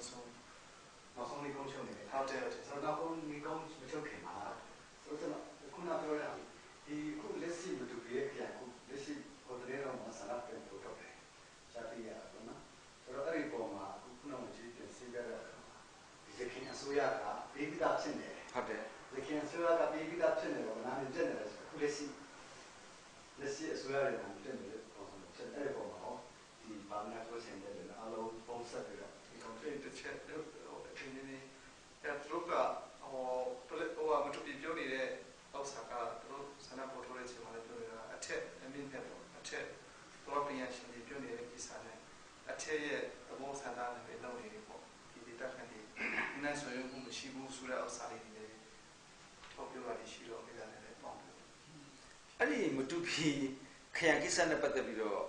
Wabono, Kayabara, General Piano, Palawadi Daga, Shuto was Lenaya, Pineto was Lenaya, or Piran Zua Shuto was Letoniaka, General Palawadi Daga, Shuto was Leia, Makango Babu, Subiro, Adi Lepanet, attack of the Biara, Amaro, Palawagan, Sanapia, the Kanquet, and the behind, Pedoma, Bajan Kanqueles, Towna, Palawaga Town, Peda to be repeated. Edipoma, Palawa, but to become a pain and a Palawa, Piba, Town. So, Agua, Motubi Kayaka, Kayaro, woman as happened, Timinia would la Biro, or Lubiro, ဒီမြို့ဟာမှာလှုပ်ရှင်တယ်မြို့သစ်မှာလှုပ်ရှင်တယ်နဲ့ငါဖိုင်ကလိုင်းမှာလှုပ်ရှင်တယ်အဲ့ဒီဟာမှာဝိဝါဒကွဲပြီးတော့ဆန္ဒပြတာအခုလည်းတောက်လျှောက်ပဲဆန္ဒပြတယ်ကန့်ကွက်တဲ့ဆန္ဒပြတာရှိတယ်ထောက်ခံတဲ့လူတွေလည်းဆန္ဒပြတာရှိတယ်ထောက်ခံတာကအများစုထောက်ခံတယ်တော်တော်လည်းကန့်ကွက်တဲ့လူတွေကနောက်ထပ်လူ300ကျော်လောက်ဆန္ဒပြတယ်သူတို့ကတော့ဒီမတူပီမြို့ဟောင်းဘက်မှာမရမချင်းပြနိုင်မယ်ဆိုတဲ့ယူဆမှုပေါ့နော်ကျွန်တော်တို့ကပညာရှင်တွေကဆင်းပြီးတော့မြို့ပြဒီမတူပီကျွန်တော်တို့ချစ်ပြည်နယ်မှာမြို့ပြစီမံကိန်းတွေလုပ်တာအများကြီးရှိတယ်ဆိုတော့အဓိကဟာခါလုပ်တယ်ဖလန်လုပ်တယ်ပလက်ဝလုပ်တယ်မြို့ပြစီမံကိန်းဦးစားပေးတစ်ဒုတိယအနေနဲ့အခုနမင်းတပ်တို့နမတူပီတို့အခြားထန်တလန်တီးတိမ်တို့ပေါ့ဖလန်အဲ့ဒါမျိုးတွေလုပ်တဲ့ခါကျတော့သူတို့ကမြို့ပြစီမံကိန်းတော့တောင်းပလန်မှာဟို concept plan ထွက်နေဒီရုံချုပ်ကနေလာလုပ်တာနောက်ကျွန်တော်2015မှာဟာခါမှာ landslide ဖြစ်တယ်လို့ပဲမတူပီမလဲ landslide ဖြစ်တယ်ကျွန်တော်တို့တွားကြည့်တဲ့အချိန်မှာက landslide ဖြစ်လို့ကိုဒီမှာပြိုနေတာတို့ပြင်ရမှာတို့အိမ်တွေပါတချို့ပျက်စီးပြီးတော့ပြန်ရွှေ့ရတာရှိတယ်အဲ့လိုဖြစ်တဲ့ပညာရှင်တွေကဒီမြို့ဟာမှာတက်ဆိုင်ရင်လက်ရှိမြေကျောမှာပြီးတော့မှ area အချင်းဝန်းလဲဟောလောက်ရှိ180ကျော်လောက်ရှိတယ်ဒီကအဲ့ဒီမှာဒါဒီမြို့ဟိုပေါ့ခရံမြို့တိကြီးကိုတည်လိုက်မယ်ဆိုရင်အဲ့ငါဖိုင်ကလိုင်းမှာရှိတဲ့ဟာလေရက်ွက်တယ်ဖြစ်သွားမယ်နောက်ပြီးတော့ဒီမြို့ကြီးလည်းပျက်စီးသွားမှာမဟုတ်ဘူးလေဒီမတူပီမြို့ကြီးလည်းဒီတိုင်းရှိနေမှာပဲမြို့နယ်ရုံရှိနေမှာပဲဆိုတော့10မိုင်လောက်ရှိတာဝေးတယ်လို့ပြောတယ်10မိုင်လောက်ရှိတာဝေးတယ်လို့ပြောတယ်ပလက်ဝကဘယ်လိုလုပ်ပြောတော့မလဲပလက်ဝကအရင်တော့တည်းကမြို့တော်ဟာခလာလားမင်းတပ်ခရိုင်ကိုလာတာဘယ်လောက်ဝေးလဲအခုမတူပီရတော့မှမတူပီကိုပလက်ဝက135မိုင်ဝေးတယ်လေဟုတ်လားရေဇာမြို့ကလာမယ်အနည်းဆုံးသူလည်းမိုင်60 90လောက်ဝေးတယ်ရေဇာလာမယ်နောက်လိုင်လန်းပြည်မြို့ကလာမယ်ကဲဝေးသေးတာပဲအဲ့လိုဝေးတာကိုစဉ်းစားပြီး10မိုင်လောက်ကိုဝေးတယ်လို့ကန့်ကွက်နေတာကြတော့လေကျွန်တော်အနေနဲ့ပြောရရင်တော့သိဖဲမဖြစ်ဘူးလို့ပြောချင်တယ်နောက်တစ်ခုကတောင်းပလန်ကိုတေချာလေးဒီဟိုကျွမ်းကျင်တဲ့ပညာရှင်ဆောက်လုပ်ရေးဝန်ကြီးဌာနအိုးအိမ်ဖွံ့ဖြိုးရေးပညာရှင်တွေလားပြီးတော့တိုင်းတာပြီးတော့ concept plan ထုတ်ထားတယ်အဲ့ဒီမှာလည်းဒီမြို့ပြစီမံကိန်းကနောင်အနာဂတ်နှစ်ပေါင်း3 40 50အတွက်ကိုဒီလိုကောင်းပါတယ်လို့လုပ်ထားတယ်နောက်ပြီးတော့ဆန္ဒပြတဲ့အတွက်တော်တော်ကိုသတိထားတယ်ကျွန်တော်အစိုးရအဖွဲ့ကပဲဖြစ်ဖြစ်ဒီပညာရှင်တွေကဖြစ်ဖြစ်ပညာရှင်တွေရဲ့အဖြေတိုင်းပဲကျွန်တော်တို့နားယူမယ်ဆိုပြီးတော့လောက်ခန့်နေပညာရှင်တွေကအဲ့ဒီခရိုင်နေရာကို3နေရာရွေးတယ်လက်ရှိဟိုမတူပီမြို့နယ်ရုံးပေါ့မြို့နယ်ရုံးကိုဖျက်ပလိုက်မယ်ဖျက်ပြီးအဲ့ဒီမှာခရိုင်ရုံးဆောက်မှာပေါ့နောက်တစ်ခုကဆူတောင်းတောင်ကောက်ကွင်းအပေါ်ဘက်ကနေရာအဲ့ဒါဟိုလောက်10ကနေလောက်ရှိတယ်အဲ့ဒီမှာဆောက်မယ်အဲ့ဒါဦးစားပေးနေနောက်ပဲငါဖိုင်ကလိုင်းဧက180လောက်ရှိတဲ့နေရာကိုဆောက်မှာအဲ့ဒါဦးစားပေးတော့ဆိုတော့ criteria နဲ့လုပ်တဲ့ခါကျတော့ဒီနံပါတ်1ဖြစ်တဲ့ဆူတောင်းတောင်ကဧက10ကကျော်ပြီမဲ့သူ့ရဲ့ criteria ရဲ့လိုအပ်ချက်နဲ့လုပ်တဲ့ခါ38မှတ်ရတယ်ဟုတ်တယ်sorry 28မှတ်ရတယ်နောက်တော့ဦးစားပေးတစ်ဖြစ်တဲ့ဟိုအခုလက်ရှိဟာခါ sorry မတူပီမျိုးရုံးကိုဖြတ်ပြီးမှလုပ်မယ်ဆိုတဲ့ဟာကသူ့ရဲ့ပြည်စုံမှုနဲ့တွက်တဲ့ခါကျ36မှတ်ရတယ်36မှတ်နောက်တစ်ခါကျွန်တော်တို့ဒီငါဖိုင်ကလိုင်းပေါ့အခုနောက်ဆုံးဧက180အဲ့ရှိတာကျတော့46မှတ်ရတယ်ဆိုတော့ဆရာတို့စဉ်းစားကြည့်တယ်အမှတ်ပညာရှင်တွေအမှတ်ပေးထားတယ်28မှတ်36မှတ်46မှတ်ပေးထားတယ်ဘယ်ဟာရွေးမလဲအဖေကအမှတ်များတာပဲရွေးရမှာပဲလေအဲ့ဒါကျွန်တော်အမှတ်များတဲ့ဟောကိုရွေးတယ်ရွေးတဲ့အကြောင်းကြီးလားသူ့မှာ process တွေအများကြီးရှင်းပြတာရှိတယ်မြေကျယ်ဝန်းတယ်နောက်ချိန်မှာတက္ကသိုလ်ဖြစ်မလားကျောင်းတွေဆောက်မလားလူမှုတမိုးပညာသင်ကျောင်းတွေဆောက်မလားအဲ့ဒါမျိုးတိုးချက်မလားမြေဧက180ရှိတယ်ဧကဒီကဆူတောင်းတောင်မှာကျတော့10ဧကလောက်ပဲရှိတယ်လက်ရှိရုံးနေရာက1ဧကတော့မပြည့်ဘူး1ဧကလောက်ပဲရှိတယ်နောက်ပြီးဒီရုံးကြီးဖြတ်ပလိုက်ပြီးမှအဲ့ဒီမှာလုံးမယ်ဆိုတော့ဒီထွေးအုပ်ရုံးခရိုင်ရုံးတရုံးပဲဆောက်လို့ရမယ်အခြားခရိုင်ရုံးဆိုတာရုံးပေါင်း60လောက်ရှိတယ်ဟာခါမှာဆိုတော့အခုခရိုင်စစ်ဌာနဆိုင်ရာအကြီးအကဲရုံးက60ကျော်တယ်အဲ့ဒီရုံးပေါင်း50 60ဆောက်ဖို့နေရာမှမရှိပဲရုံးနေမရဘူးလေရုံးပြီးတာလည်းသူကအိမ်ယာတွေဝန်ထမ်းအိမ်ယာတွေဆောက်အောင်ပါတော့ကြက်ကြက်ဝန်းဝန်းနဲ့ကောင်းတဲ့နေရာကိုရွေးတဲ့ဟာကိုဘာလို့လက်မခံနိုင်ဘူးလဲကျွန်တော်လည်းစဉ်းစားလို့မရဘူးအဲ့ဒါနဲ့ပတ်သက်ပြီးကျွန်တော်တို့ကလည်းအများကြီးဝေဖန်တာတွေဟိုရတယ်ခံရတယ်ကျွန်တော်တို့အဲ့ဒီပညာရှင်တွေရဲ့တွေ့ရှိချက်ပေါ့နော်ဒီသူတို့ရဲ့အမှတ်ပေးတဲ့ဥစ္စာအကောင်းဆုံးလို့သူတို့ရွေးထားတဲ့ဟာရောဒီချင်းပြည်နယ်ဆွေးရနေတယ်ပေါ့နော်လူထုစီတော့ချပြပြီးတော့ဟိုတွေ့ဆုံညှိနှိုင်းဒါမျိုးရှိသလားပေါ့ကျွန်တော်တို့ကသူတို့ကအဲ့လိုမျိုးဟိုသဘောမတူပေးနေလို့လုပ်နေကြတာလား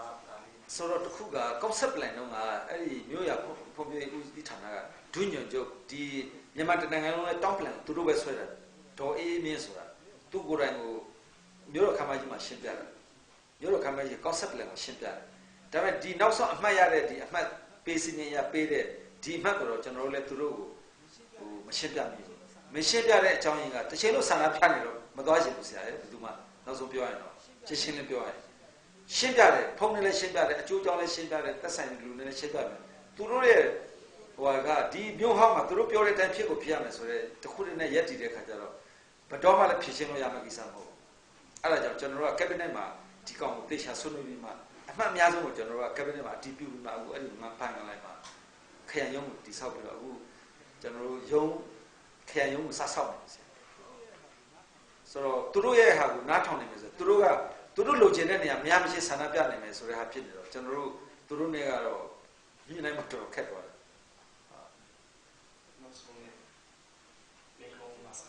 ဟုတ်ကဲ့နောက်ဆုံးတော့ဆရာကျွန်တော်တို့ပလက်ဝမှာကျွန်တော်သွားခဲ့တဲ့အနေအထားကိုဆရာတို့လည်းခုနအကုန်ရှင်းပြပြပါပလက်ဝဒေသအေဂျင့်ဘော့ကဒါပလက်ဝဒေသခံတွေပုံမှာလည်းအများကြီးဆိုင်တယ်ပလက်ဝလူထုရဲ့အခုဒုက္ခရောက်နေတဲ့ဟာအားလုံးကလည်းပလက်ဝလူထုကပဲပြန်ဖြစ်ဟိုအတတ်နိုင်ဆုံးဆူတောင်းခြင်းပဲဖြစ်ဖြစ်တချို့သောကိစ္စတွေမှာကူညီခြင်းပဲဖြစ်ဖြစ်ဒါလောက်အောင်နော်နောက်ပြီးတော့ပြောချင်တာက AA ကရခိုင်ပြည်နယ်အတွက်ကိုသူကတော်လိုင်းရေးလုပ်တာဆိုတော့ AA ကပလက်ဝမှာမရှိတိုက်ပွဲမဖြစ်ဘူး AA ရှိတိုက်ပွဲရှိနေအောင်အဲကြောင့် AA ကသူကတော်လိုင်းရေးလုပ်ရှင်ရခိုင်ထဲမှာသူတော်လိုင်းရေးလုပ်နော်နေချင်းတော်လိုင်းရေးလုပ်ဖို့အတွက်အဲ့ဒီမှာနေပလက်ဝမှာလာနေပြီးတော့ပလက်ဝမှာတိုက်ပွဲဖြစ်နေတော့ကျွန်တော်လူလူတွေတအားနေတာနော်ချင်းပြည်နယ်မှာဖြစ်တဲ့ပလက်ဝမှာ AA မရှိတိုက်ပွဲဖြစ်မှာမဟုတ်သိကြတယ် AA ဖြစ်တဲ့အတွက်ဒီနေ့မနေ့အထိကိုတိုက်ပွဲဖြစ်ဒီနေ့မနေ့အထိကိုလည်းလက်ကြည့်တာနေနဲ့ကြားနေရမနေ့ကအထိလည်းဖြစ်တယ်ဆိုတော့ AA မရှိတိုက်ပွဲမရှိဘူး AA ရှိတော့တိုက်ပွဲရှိနေအောင်ပါပဲလို့ပဲကျွန်တော်ပြောချင်တယ်အခြားမီဒီယာမှာလည်းကျွန်တော်ဒီတိုင်းပဲဖြေကြတယ်အဲ့ဒါကြောင့်ကျွန်တော်တို့ live ပေါ်မှာချင်းချောက်တဲ့ဟာမျိုးဖြစ်တာဆိုတော့ဒါအဖြစ်မှန်ကိုကျွန်တော်တို့ကဒီတိုင်းပဲမြင်တယ်နောက်ပြီးတော့တော်လိုင်းရေးဘာမှမပြီးဆုံးဘူးဆရာဒီတော်လိုင်းရေးသူတို့ကအခုမှ10နှစ်ပဲရှိသေးတယ်လေဟိုက2000 AA ဆိုပြီး2000တာနှစ်ပေါင်း80ကျော်2000နဲ့ငင်းချိုင်းအဖွဲ့တွေကငင်းချိုင်းရေးလုပ်နေကြတာပဲငင်းချိုင်းရေးလမ်းစဉ်နဲ့တွားတင်တယ်ဒီတိုက်ပွဲနဲ့ဟလာဒီတော်လိုင်းရေးနဲ့အဲ့လိုမျိုးတောင်တအပြန်လာတိုက်ခိုက်ပြီးတော့တွားမယ်ဆိုဘာမှမပြီးဆုံးဘူးဒီတော်လိုင်းရေးဘာတော့မှလည်းအေးချမ်းမှာမဟုတ်ဘူးဆိုတော့ရခိုင်ပြည်နယ်မှာအေးချမ်းတယ်လို့ကျွန်တော်တို့ဒေသလည်းမအေးချမ်းဘူးအခုရခိုင်မှာလည်းစစ်ဘေးဖြစ်နေတာကျွန်တော်ချင်းနေပဲရခိုင်ပြည်နယ်ထဲမှာချင်းနေအများကြီးပဲအခုစစ်ဘေးဖြစ်နေတာလည်းကျွန်တော်ချင်းနေပဲရခိုင်ထဲမှာဖြစ်နေတဲ့ဥစ္စာလေဒီပလက်ဝမှာလည်းကျွန်တော်ချင်းနေပဲအများစုဖြစ်နေတာဆိုတော့ဘလို့ပဲဖြစ်ဖြစ်မြန်မာအေးချမ်းဖို့အတွက်ကကျွန်တော်တို့ဆရာတို့ရဲ့မီဒီယာတွေရဲ့အားကိုလည်းလိုချင်တယ်ဆရာတို့မီဒီယာတွေလည်းမှန်မှန်ကန်နဲ့လူလူကိုသိအောင်ဟုတ်လားနောက်ဆုံးမြန်မာပြည်သားမကကဘာကပါသိအောင်ဒီလိုမျိုးဟိုဖော်ပြနိုင်လို့ရှိရင်လည်းလုပ်ပေးစီခြင်းနဲ့ဟိုကျွန်တော်ဒေသရဲ့အခက်အခဲကိုဟုတ်လားဒီလိုအပ်တဲ့အကူအညီများကိုလည်းကဘာကပဲပြည်တွင်းပြည်ပပဲပြအကုန်ရနိုင်ရင်တော့ဟိုကျွန်တော်ဒေသခံတွေအခက်အခဲကိုဖြေရှင်းနေတာပေါ့အခုဆိုရင်စာဝတ်နေရေးတစ်ခုလည်းမဟုတ်ဘူးပညာရေးပါအရန်ကိုဟိုအနှုတ်လက္ခဏာပြတယ်ကြာမရေးပညာရေးအများကြီးအခက်အခဲဖြစ်တယ်နော်နောက်ဒီတစ်ခေါက်တောင်ရမလုပ်လိုက်ရရင်နောက်နှစ်ပါစားမယ်တစ်နှစ်လုံးစားလို့အဆင်မပြေတော့အလောက်ကန်ခွင့်လန်းနေလေကျွန်တော်တို့အဲ့ဒါကြောင့်ဟိုအလောက်ကန်ခွင့်လန်းဖန်တီးပြီးတော့မှဒီလိုစိုက်ပျိုးနိုင်အောင်မဝါဘူးစိုက်ပျိုးနိုင်အောင်ဟိုနိုင်ငံတော်အထောက်ပံ့နဲ့ချင်းငွေတွေရအောင်ကျွန်တော်စူးစမ်းပြီးလုပ်နေပါစေနော်လို့ပြကြပဲဒီဟုတ်ကဲ့ကျွန်တော်လည်းဟိုဆရာတို့မေးတာရောကျွန်တော်သိစေချင်တာကိုပြောပြရခွင့်ရတဲ့အတွက်ကျေးဇူးတင်ပါတယ်